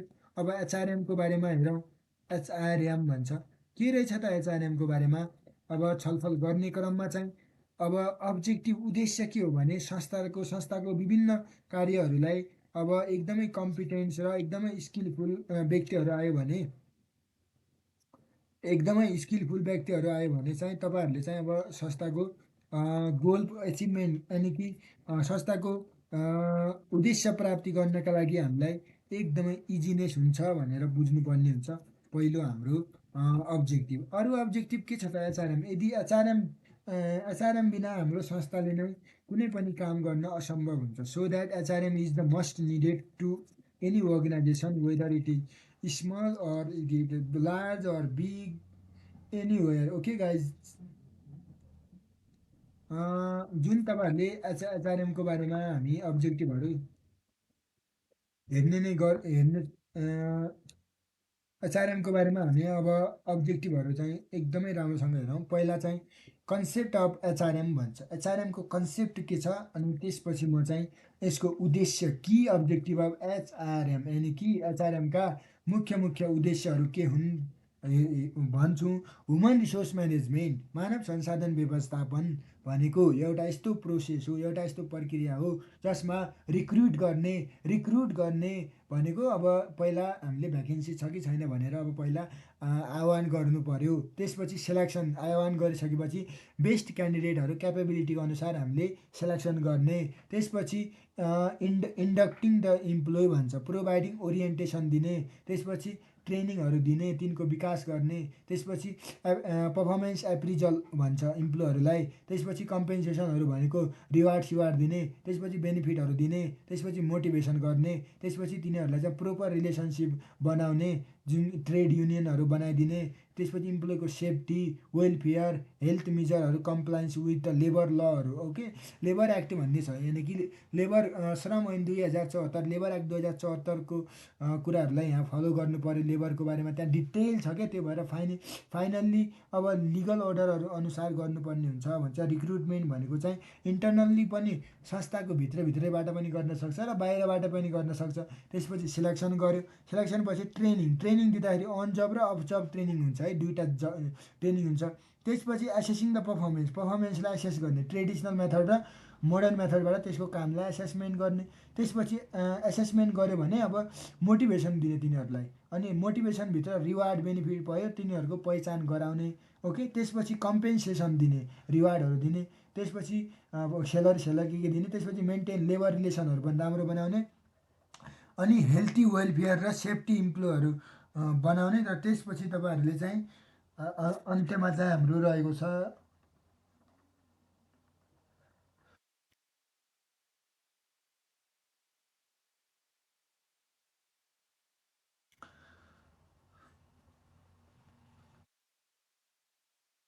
अन्त्यमा चाहिँ यही अनुसारले एचएमको प्रक्रिया भनेको यही हो। अब तपाईँहरूलाई चाहिँ म अब उद्देश्य पनि भनिदिन्छु। उद्देश्य के हो त, सोसिटल अब्जेक्ट भन्छ पहिलो चाहिँ, सामाजिक उद्देश्य। त्यसपछि तपाईँहरूको फङ्सनल अब्जेक्टिभ, त्यसपछि organisational objective. Okay, functional objective, त्यसपछि अर्गनाइजेसनल अब्जेक्टिभ भनेर भनेको छ है।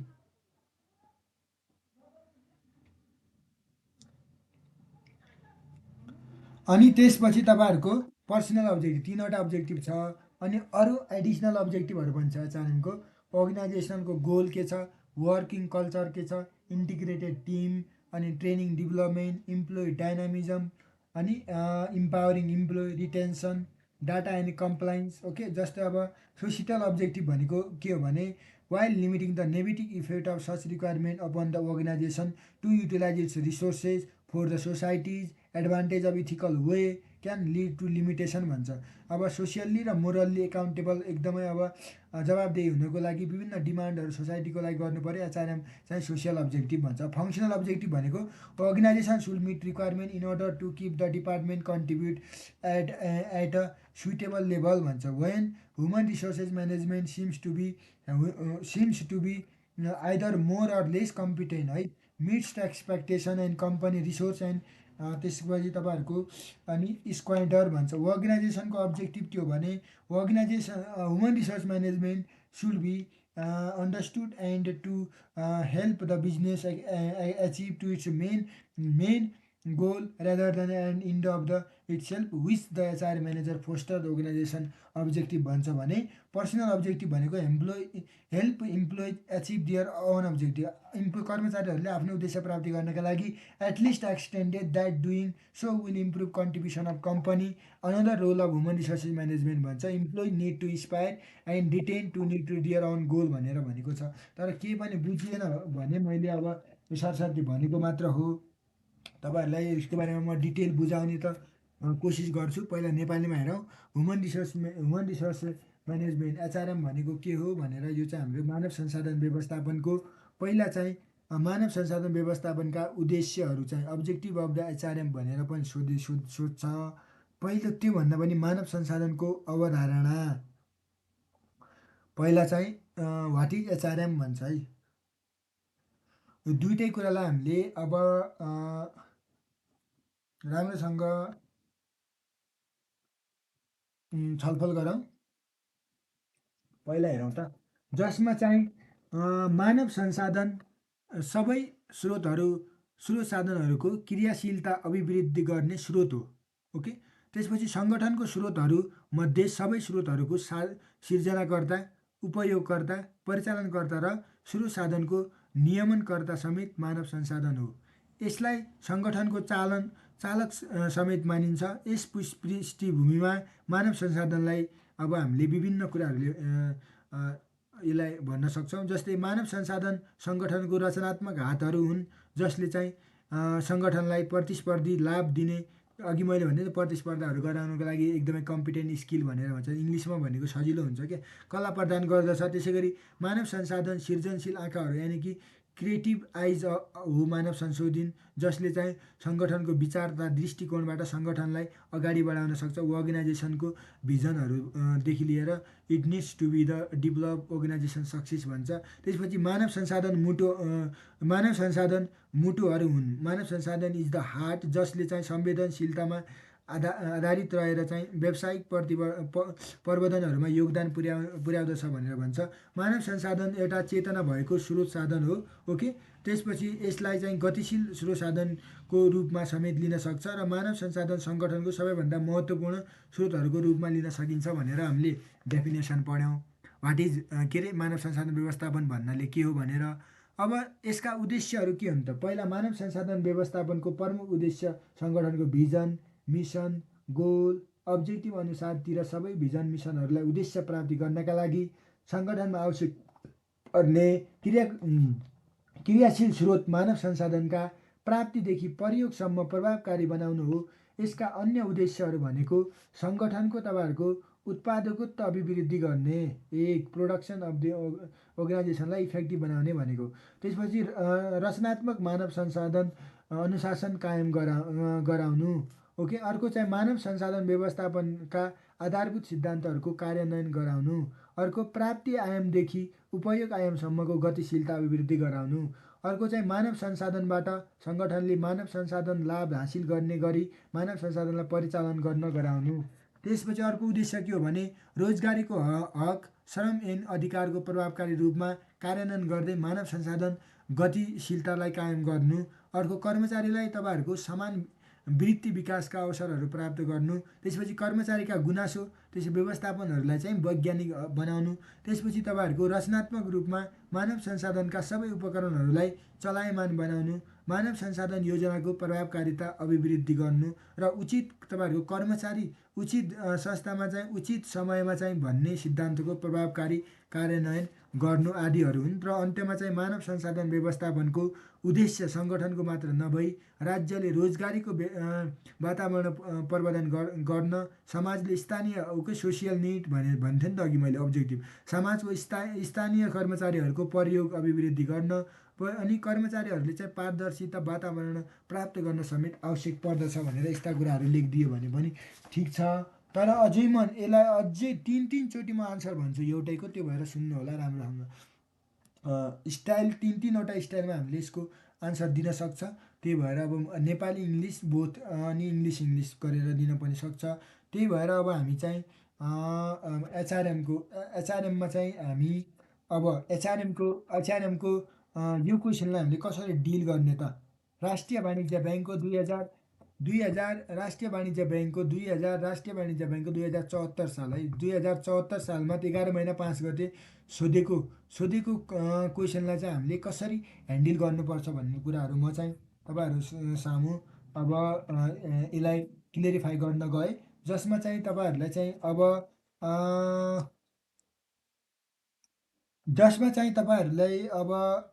एचआरएमको बारेमा चाहिँ हामी हेरौँ के हो एचआरएम अनि एक्सप्लेन द अब्जेक्टिभ भनेर सोधेको छ।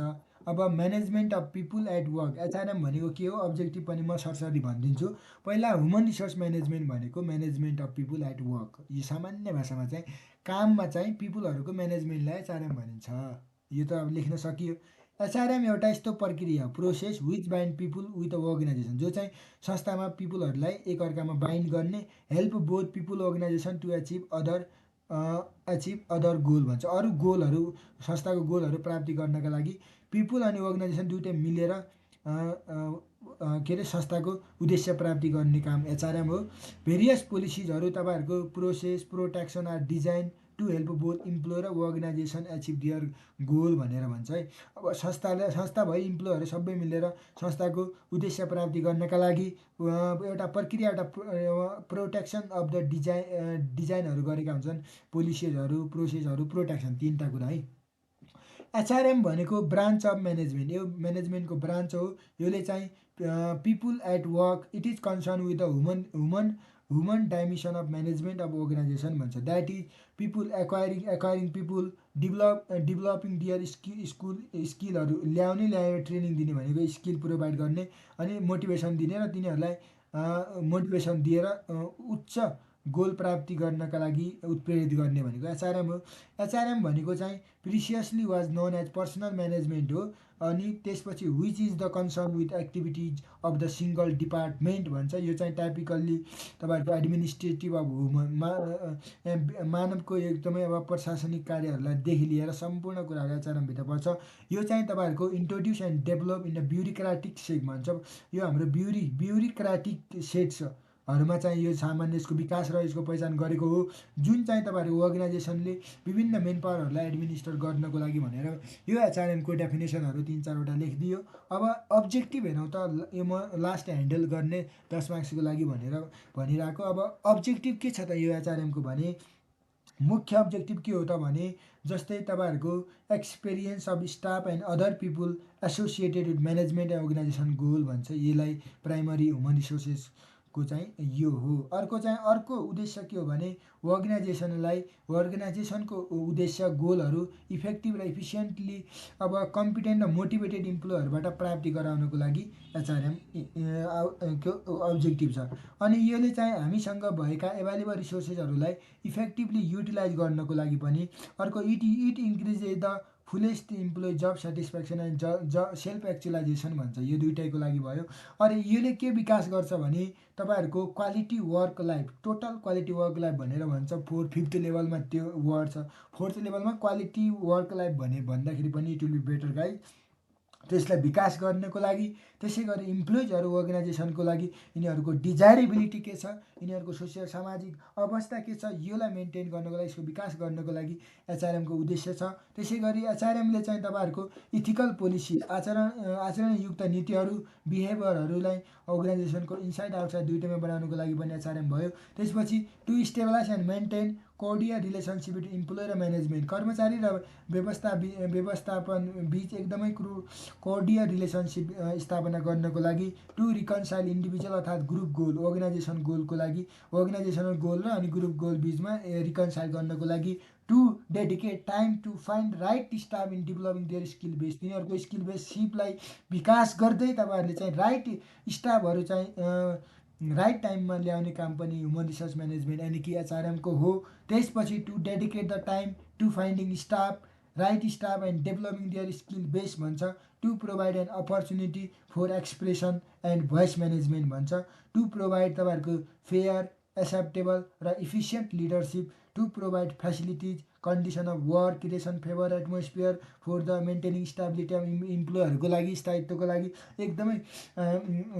एकदमै के भन्छ समधुर अर्थात् कार्य मैत्री वातावरण कन्डिसन अवस्था बनाउनु एचआरएमको हो। यसले चाहिँ एचआरएमको उद्देश्य के हो भने to create and utilise able and motivate workforce and maintain the sound organisation structure भनेर यो चाहिँ रहेको। र अन्त्यमा कन्क्लुजन लेख्नु पऱ्यो हामीले 3टा भागमा लेख्नुपर्छ आन्सर।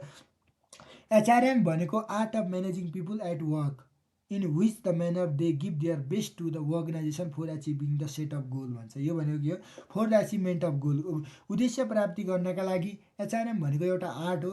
व्यक्तिहरूलाई चाहिँ कामप्रति एकदमै व्यवस्थित हिसाबले लगाउने काम हो, जसमा चाहिँ ह्युमन रिसोर्स म्यानेजरहरूले चाहिँ अब अर्गनाइजेसनको कम्पिटेन्ट अनि वर्कफोर्सको काम इच्छाजोग्दी, विलिङनेस, यो सबै निडहरू आवश्यकता प्राप्ति गर्नका लागि त्यो तिनीहरूको डिग्निटी, तिनीहरूको अधिकार, तिनीहरूको सम्पूर्ण कुराहरूलाई मध्यनजर गर्नका लागि देशको आर्थिक अवस्था र विभिन्न डिफिकल्टिजहरूलाई सोल्युसन गर्नको लागि HRM can play a very vital role guys here, यो भनेर हामी लेख्न सक्छ।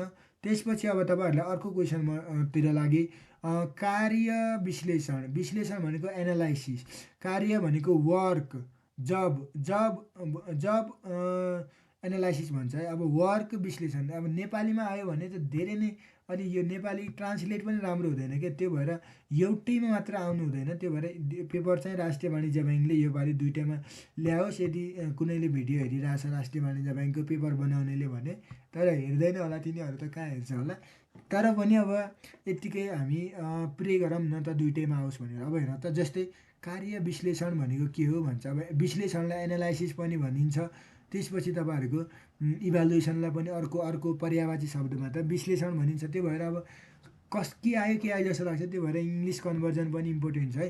कार्य विश्लेषण भनेको जब एनालाइसिस भन्छ। कार्य विश्लेषण भनेको जब एनालाइसिस भनेको के हो त भनेको छ। वाट इज जब एनालाइसिस यानि कि कार्य विश्लेषण भनेको के हो। त्यसपछि कार्यालयमा यसको महत्त्वबारे प्रश्न पार्नुहोस्। Clarify about the its important in an office. अफिसमा चाहिँ यसको महत्त्वपूर्ण के छ भनेर चाहिँ हामीले 1+6 10 मार्क्स कहिले पनि हुँदैन, त्यो भएर यहाँ 4+6 हो, 10 मार्क्स हो। ओके, जब एनालाइसिस भन्छ। Let's discuss here guide job analysis भनेर भन्छ। अब जब एनालाइसिस भनेको के हो त, के हो त जब एनालाइसिस। जब एनालाइसिस भनेको के हो, वाट इज जब एनालाइसिस भनेर भन्छ। जब एनालाइसिस भनेको के हो र यसको इम्पोर्टेन्ट किन छ अफिसमा, clarify the importance of in an organisation 6-10 मार्क्सको। अब यो चाहिँ हामी मिनिङ अफ जब एनालाइसिसको बारेमा systematic and detail examination of job भनेकै जब एनालाइसिस हो भनेर फर्स्ट सेन्टेन्स थाहा हुनु पऱ्यो। यसलाई चाहिँ नेपालीमा पनि म तपाईँहरूलाई चाहिँ भन्छु, पहिला इङ्ग्लिसमै दुईचोटि हामी पढ्छौँ, त्यसपछि हामी यसलाई पढ्छौँ भन्दा पनि हामी यसलाई सुन्छौँ, त्यसपछि हामी जब एनालाइसिसको बारेमा हामी importance why it is importance in an organisation भनेर यो क्वेसन रहेको छ। सो द्याट अब हामी यसको बारेमा डिटेल हिसाबले पढौँ। जब एनालाइसिस भनेको के हो त। Job analysis refers to the systematic process of collecting all information about specific job including तपाईँहरूको skill requirement, role, responsibility and process in order to create the valid job description भनेर भन्छ। Job analysis भनेको एउटा प्रणालीगत प्रक्रिया हो जसमा चाहिँ अल इन्फर्मेसनहरू कलेक्सन गर्ने, सङ्कलन गर्ने के को बारेमा भने स्पेसिफिक जबको लागि। ओके, इन्क्लुडिङ तपाईँहरूको स्किल रिक्वायरमेन्टहरू, त्यसपछि रोलहरू, रिस्पोन्सिबिलिटिजहरू, प्रोसेसहरू के छ कस्तो छ, in order to create valid job एउटा भ्यालिड जब डिस्क्रिप्सन बनाउनको लागि भन्छ। Job analysis also gives the overview of physical, emotional, त्यसपछि रिलेटेड ह्युमन क्वालिटिजहरू एक्जिक्युट जब सक्सेसफुल्ली भन्छ। It involve process of identifying nature of job, जबको nature कस्तो छ भनेको जब डिस्क्रिप्सन कस्तो छ त, अनि qualities of like to job holder. Okay, job specification भन्छ यसलाई।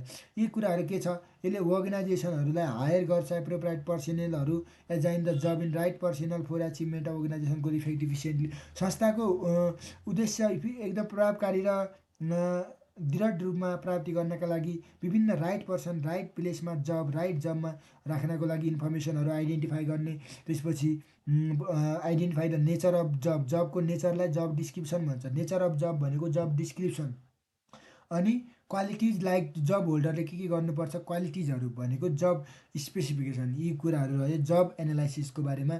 यो चाहिँ हामीले वाट इज जब एनालाइसिसको बारेमा भन्यौँ। अब इम्पोर्टेन्ट के छ, किन इम्पोर्टेन्ट छ भने ह्युमन रिसोर्स प्लानिङ।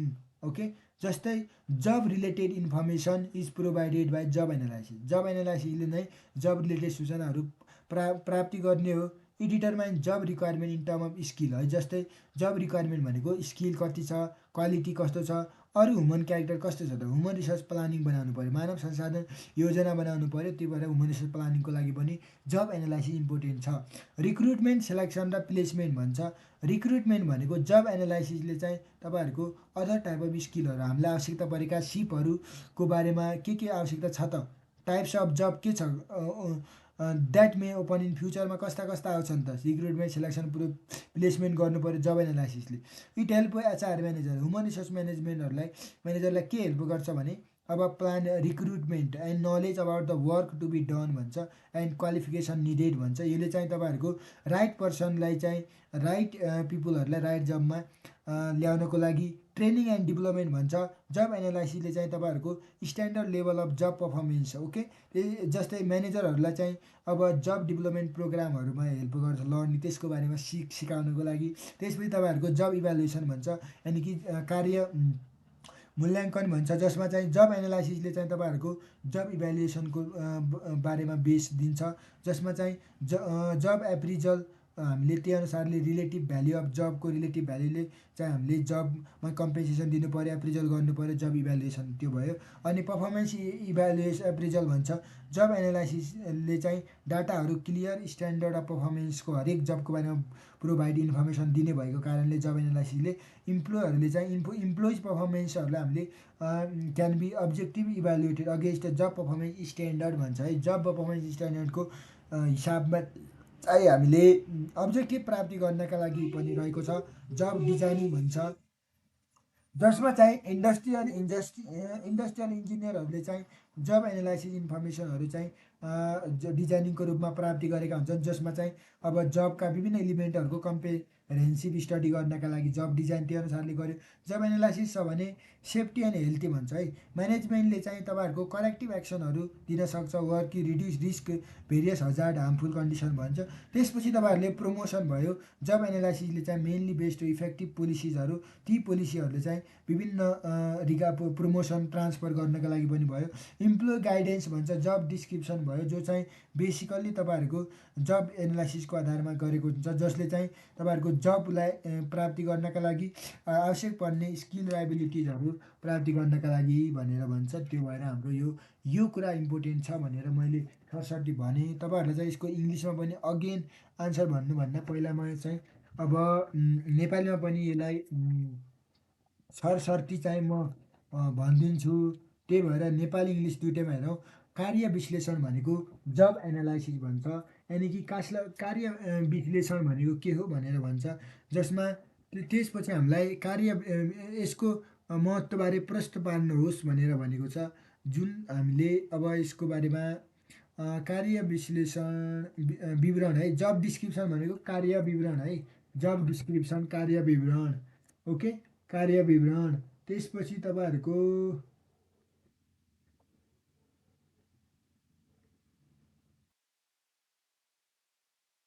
किन इम्पोर्टेन्ट छ भन्ने कुराहरू पनि हामी अहिले यसको बारेमा पढ्नेछौँ। पहिला कहाँ हेरौँ, पहिला तपाईँहरूलाई चाहिँ म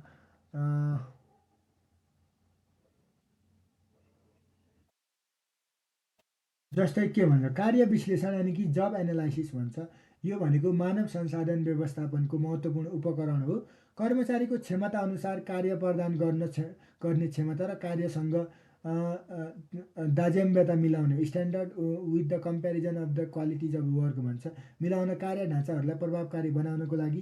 त्यसै गरी तपाईँहरूको कार्य विवरण र कार्य विशिष्टीकरणको बिचमा तालमेलहरू मिलाउनको लागि लगायत तपाईँहरूको विभिन्न उपयोगको लागि पनि कर्मचारीहरूलाई चाहिँ कस्तो कार्य दिँदा उपयुक्त हुन्छ, कार्य बोझ कसरी निर्धारण गर्ने भनी अब गरिने विश्लेषण तथा अनुसन्धान नै कार्य विश्लेषण हो भनेर बुझ्नु होला।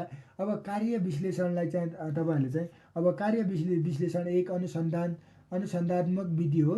यस विधिको प्रयोगबाट कार्यको प्रकृति कस्तो छ अनि विश्लेषण गरी कार्य विवरण अनि कार्य विशिष्टीकरण स्पेसिफिकेसन अफ दि जब भन्छ निर्माण गर्न।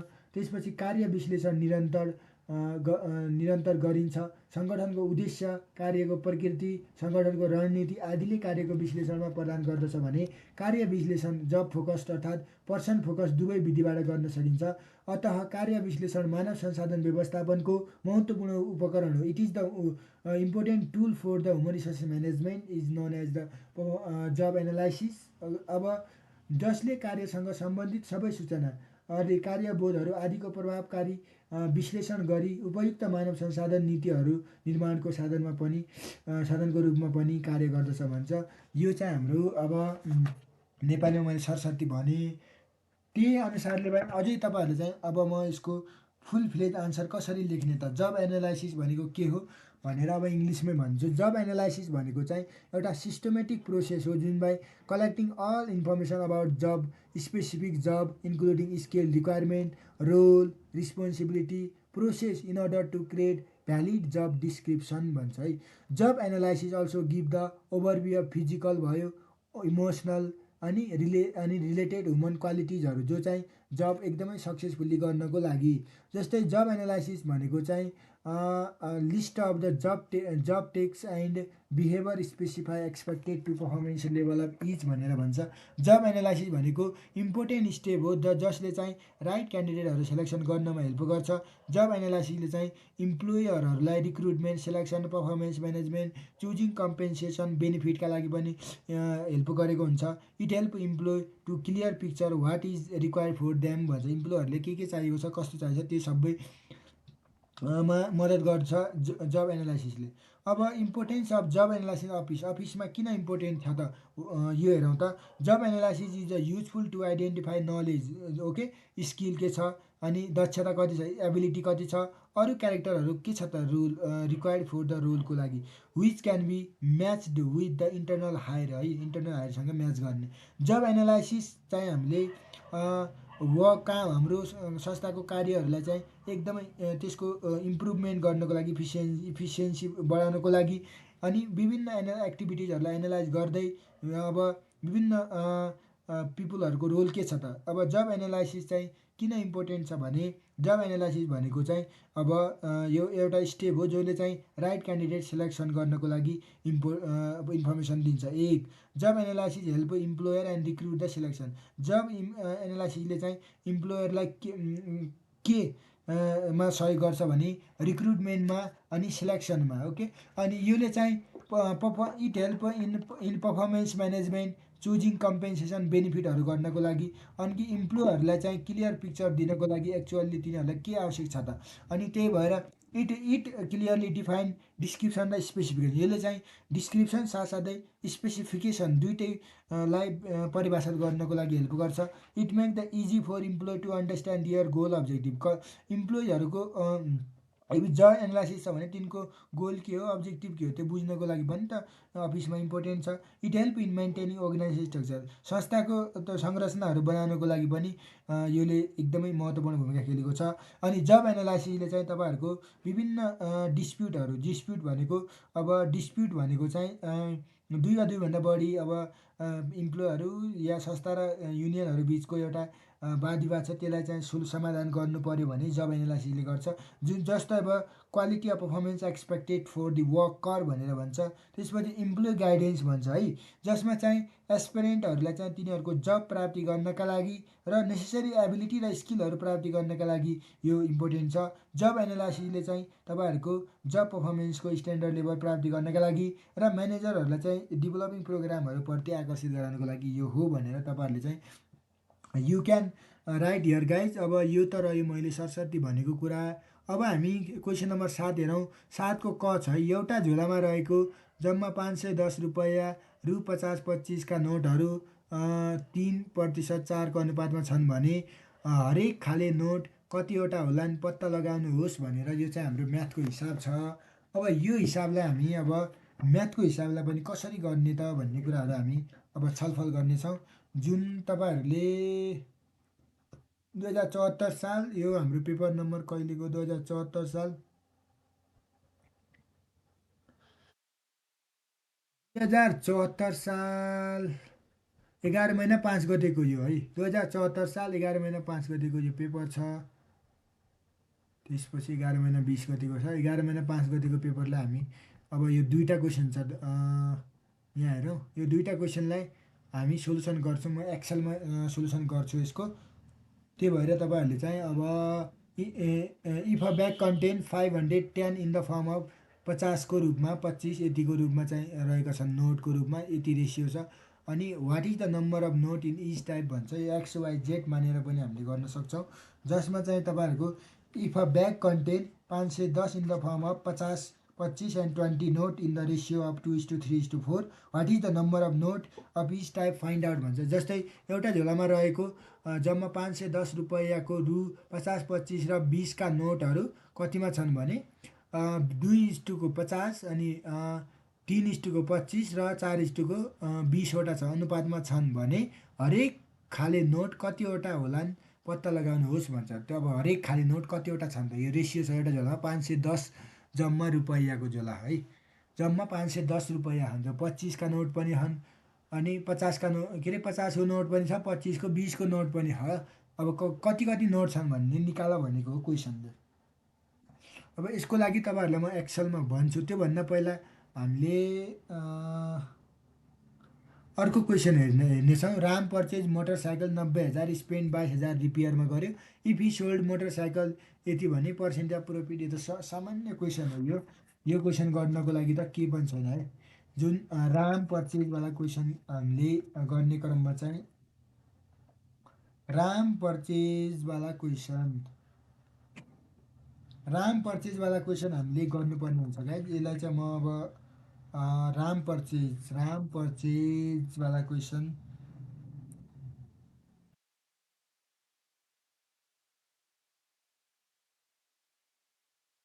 हामी यो दुइटैको अहिले सोल्युसन गर्छौँ। जुन तपाईँहरूलाई चाहिँ म अब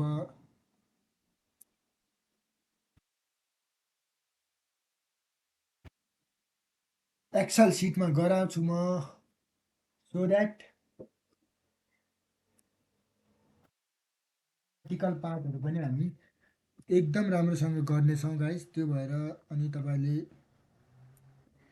यो च्यानलसँग नजिक भइराख्नु होला। यस्तै भिडियो प्राप्ति गर्नका लागि सब्सक्राइब गरिराख्नु होला। फुल भिडियो म हाल्ने कोसिस गर्दछु। जुन 2074 साल 11 महिना कति गतेको हो क्वेसन। राम पर्चेज 2 साइकल 1750 हो कि कति रे, 90,000वाला है। 2074 सालमा आएको क्वेसन 90वाला राम पर्चेज भनेपछि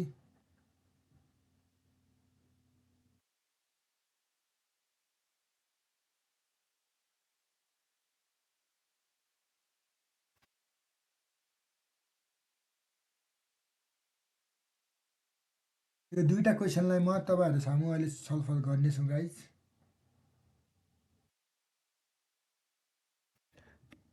तिनवटा क्वेसन हुनुपर्ने होइन र 5 अनि 10 15 के अरे 5 5 10 5 10 20 30 40 50 60 70 80 100 मार्क्सको हुनुपर्ने हो त। यो त कति हेर्नु होला। ए यो 80 कहाँ थोरै छ। 10 20 30 40 50 60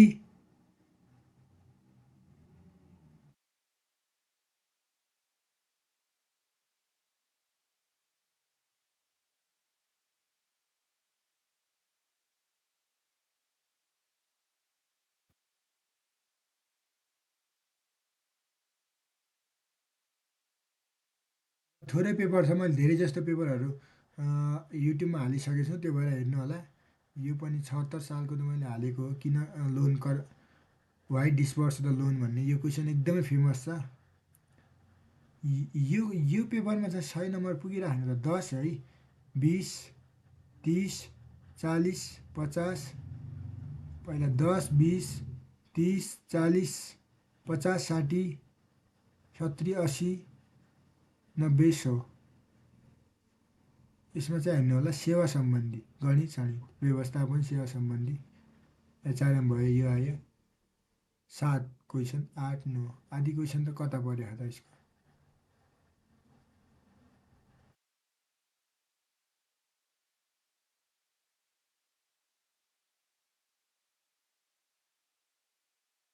अब जति क्वेसन छ यसमा त्यति नै गरौँ। अरू क्वेसन यहाँ छुट्यो होला। अब त्यो आफै हेर्नु होला गाइस तपाईँहरू।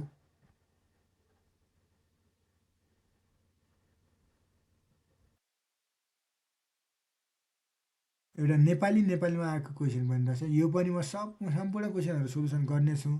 यो पनि बाँकी छ है। 8 9 10 74 11 महिना यतिमा छ। अनि दुईवटा है, एउटा 12 महिना 17मा है। यो चौथो प्रशासन सहायक नगद प्रशासन चौथो सहायक है लिमिटेड प्रशासन चौथो सहायक नगद नगदको लागि। यो चाहिँ प्रशासनको लागि है। अब यो क्वेसनलाई हामी हेरौँ। तिनवटा क्वेसन म एउटा क्वेसन यसको बारेमा अघि तिनवटा म्याथको क्वेसनहरू यही वर्षको लागि गराइदिन्छु। यहाँ एउटा क्वेसन छुट्यो कि क ख ग हाल्यो भने 10 20 30 30 अनि 40 50 60 70 80 90 फेरि त्यो दुईवटा तिनवटा क्वेसन अझै यसमा छुट्यो कि। त्यो भएर अब यत्तिकै इग्नोर गर्नु होला। अब लेट्स डिस्कस हियर। अब म यो एक्सलमा यसको सोल्युसन गर्छु। ल गाइज यो रेकर्ड चाहिँ नभएको रहेछ। म्याथमेटिक्सको क्वेसन हेरौँ है। म्याथमेटिक्सको क्वेसन हामी सोल्युसन गरेर आएको 2074 11 महिना 5 गतेमा चाहिँ पहिलो क्वेसन रहेको छ। A bag content 510 whereas the ratio भनेर यो चाहिँ म अब सोल्युसन मैले गरिरहेको रहेछ, तर यो रेकर्ड नभएको रहेछ क्या। त्यो भएर म सँगसँगै गरिरहेको थिएँ। यहाँ चाहिँ मैले यो यसमा ओके गरिरहेको त्यही भएर रेकर्ड भएन। अब हेरौँ, एउटा ब्यागभित्र 510वटा नोट रहेको छ, जसमा 50को अनि 25को 20को नोटहरू रहेको छ 2:3:4मा। Number of note in each type भनेर कति नम्बर अफ नोट छ भनेर निकाल, एउटा क्वेसन छ। अर्को, रामले चाहिँ मोटरसाइकल किन्यो 90,000मा अनि खर्च गर्यो मोटरसाइकलमा रिपेयर गर्दाखेरि 25,500। उसले सेल गर्यो 1,40,000 भने प्रफिट कति कमायो भन्ने निकाल भनेको दुईवटा क्वेसन छ। त्यो भएर यो दुईवटा क्वेसन मैले बनाएको सरसर्ती सँगसँगै बनाइरहेको थिएँ तपाईँहरूलाई एक्सेल सिटमा, अनि यहाँ रेकर्ड नभएर रहेछ। त्यो भएर हेर्नु होला। लेट द नम्बर अफ 50, 25 र 20का नोट भनेको 2x, 3x, 4x, यो रेसियो दिए 2:3:4। त्यो भएर अब 2x भनेको कतिवटा नोट छ, 50को 2x वटा नोट हो। 50 × 2x प्लस 25 × 3x प्लस अनि 20 × 4x गरेर 510 टोटल नोट छ।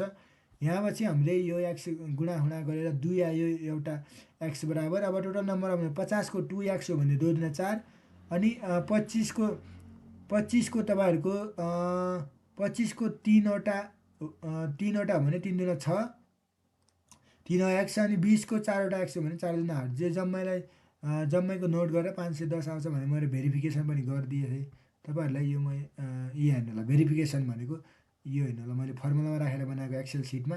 जस्तै तपाईँहरूलाई हेर्नु होला 200 छ है। 200 कसरी भने 50 × 4, 50को 4वटा नोट छ, 50को 4वटा भनेको 200 रुपियाँ इन्छन्। त्यसपछि 25वाला नोट चाहिँ कति छन्, 6 छन्। पहिले 73 74मा 25को नोट पनि थियो कि, त्यो भएर क्वेसन पनि 25 नोटवाला पनि आयो है। एकदमै इन्ट्रेस्टिङ कुरा हो। 25 छक्का 150 रुपियाँ यो छ, अनि 20 8 160 गरेर जो जम्मा टोटल हाम्रो कति आउँछ 510 आउँछ भनेर। अब सेकेन्ड क्वेसनमा चाहिँ अब टोटल मोटरसाइकल कस्ट प्राइस 90,000मा किनेको थियो, अनि 25,500 खर्च लगायो भनेपछि 1,15,000 कस्ट प्राइस भयो। सेलिङ प्राइस 1,40,000 छ। प्रफिट भनेको अब सेलिङ प्राइसबाट कस्ट प्राइस घटाउने हो। सेलिङ प्राइस 1,40,000बाट 1,15,550 घटायो भने 24,450 प्रफिट आयो। अब हामीलाई सानैदेखि प्रफिट पर्सेन्ट निकाल भनेको क्वेसनमा actual profit upon cost price into 100 भन्ने फर्मुला छ, जसमा यो कसरी राखेको म हेर्छु। एक्चुअल प्रफिट हेर्नु होला 2,40,450 छ, अनि कस्ट प्राइस 1,15,550 छ भने इन्टु 100 गऱ्यो भने चाहिँ तपाईँहरूको 21% आउँछ। यही निकाल्यो भनेको। अर्को क्वेसन चाहिँ अब त्यो उसमा मैले क्वेसन मलामा छैन, त्यो भएर त्यो मैले गर्दाखेरि छुट्यो होला। अब यसको सोल्युसन हेरौँ। अर्को क्वेसन रहेको छ।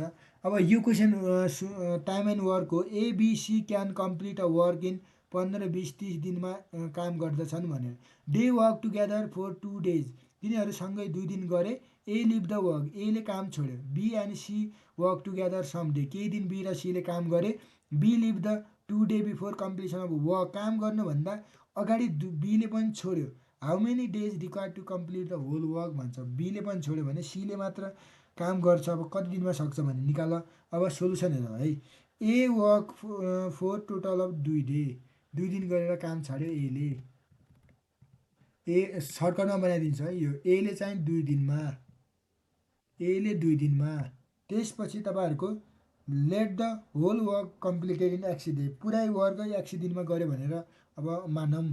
त्यसपछि B work total of work चाहिँ B works for total of, अब हेरौँ बीले चाहिँ टोटल कति दिन गऱ्यो भन्दाखेरि एक्स टोटल दिन लाग्छ। एक्सबाट 2 दिन त अब एले गरेर छोड्यो, एले छोड्यो। अनि बी र सीले दुइटैले काम गरे। ओके, अनि बीले पनि के भने 2 दिनपछि काम गरिसक्यो भने बिफोर कम्प्लिसन अफ वर्क, काम गर्नुभन्दा 2 दिन अगाडि भन्यो। अब टोटल काम गर्ने चाहिँ एक्स दिनमा हो। 2 दिन अगाडि चाहिँ छोड्यो भनेपछि तपाईँहरूको बीले चाहिँ एक्स माइनस 2 डेज काम गर्यो भन्यो। सीले चाहिँ टोटल एक्स डेज, सीले त पुरै दिन गर्यो है। सीले चाहिँ एक्स डेज काम गर्यो, यो भनेको छ क्वेसनमा। अब हेरौँ अब ABC complete a work in, एले आफैले एक्कैले गर्यो भने 15 दिनमा, बीले 20 दिनमा, 30 दिनमा चाहिँ यिनीहरूले एउटा काम गर्न सक्छन् भन्यो। अब 1/15 भनेको एले काम गर्छ है। एक कामलाई 15 दिन लगाउँछ एले भनेपछि उसले कति दिन मात्र गर्यो? 2 दिन मात्र गर्यो। ओके, प्लस प्लस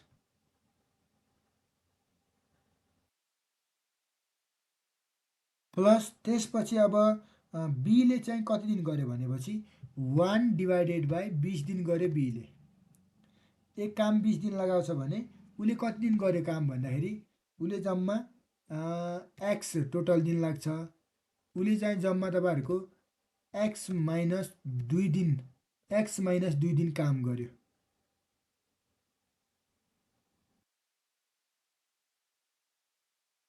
यति दिन काम गर्यो। अब जोडौँ अनि त्यसपछि सीले चाहिँ एउटा काम 30 दिन लगाएर एक्लैले गर्न सक्थ्यो भने अनि उसले चाहिँ एक्स दिनमा कति काम गर्छ भनेपछि 1/30 इन्टु एक्स भनौँ न, इन्टु एक्स दिनमा कति गर्छ?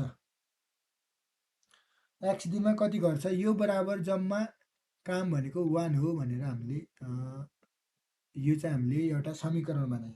अब यो समीकरणलाई तल चाहिँ हामी हेरौँ त 20, 30, 15 छ, सबैको कमन कति आउँछ? 60 आउँछ तल। 60 तल आउँछ भने अब 60 तल आउँछ, माथि 2 छ भनेपछि 4 दुना 8 अनि यो टोटल गरेर हाम्रो एक्सको भ्याल्यु यो सिधै सब सोल्युसन गरेर हाम्रो यो सोल्युसन सरसर्ती गऱ्यो भने एक्सको भ्याल्यु 58 है। 58 अपन 5 आउँछ, अपन 5 आउँछ यो एक्सको भ्याल्यु। अब होल वर्क चाहिँ तपाईँहरूको यही 58 दिनमा गर्छ, तर यसलाई चाहिँ हामीले 11 इन्टु 3/5 यस्तो पनि लेख्न सक्छ है। 11 इन्टु 3/5 यसलाई हामीले तल ल्याएको हो कि 11 पन्जे 55 3 58/5 भनेको त यही हो। यति दिनमा होल वर्क कम्प्लिट चाहिँ एक्सी डेमा गर्छ, यति दिनमा गर्छ भनेर सामान्य क्वेसन रहेको छ यो थर्ड क्वेसन। तर यसको लागि मैले धेरै लामो प्रोसिजर भनेन, अहिले अब टाइम कन्स्टेन्ट भयो। अघि नै मैले रिकर्ड गरेँ रहेछ होइन, अनि यहाँ चाहिँ यो मैले स्टप गरेको थिएँ, त्यो स्टपमै रह्यो, त्यो भएर अनि राम्रोसँग बुझिएन होला म्याथको। तर अब यस्तै भिडियो हेर्नुको लागि म सम्पूर्ण भिडियोहरू ल्याएर आउनेछ। त्यसका लागि यो युट्युब च्यानललाई सब्सक्राइब गर्नु होला। Yeah guys that's enough for today discussion.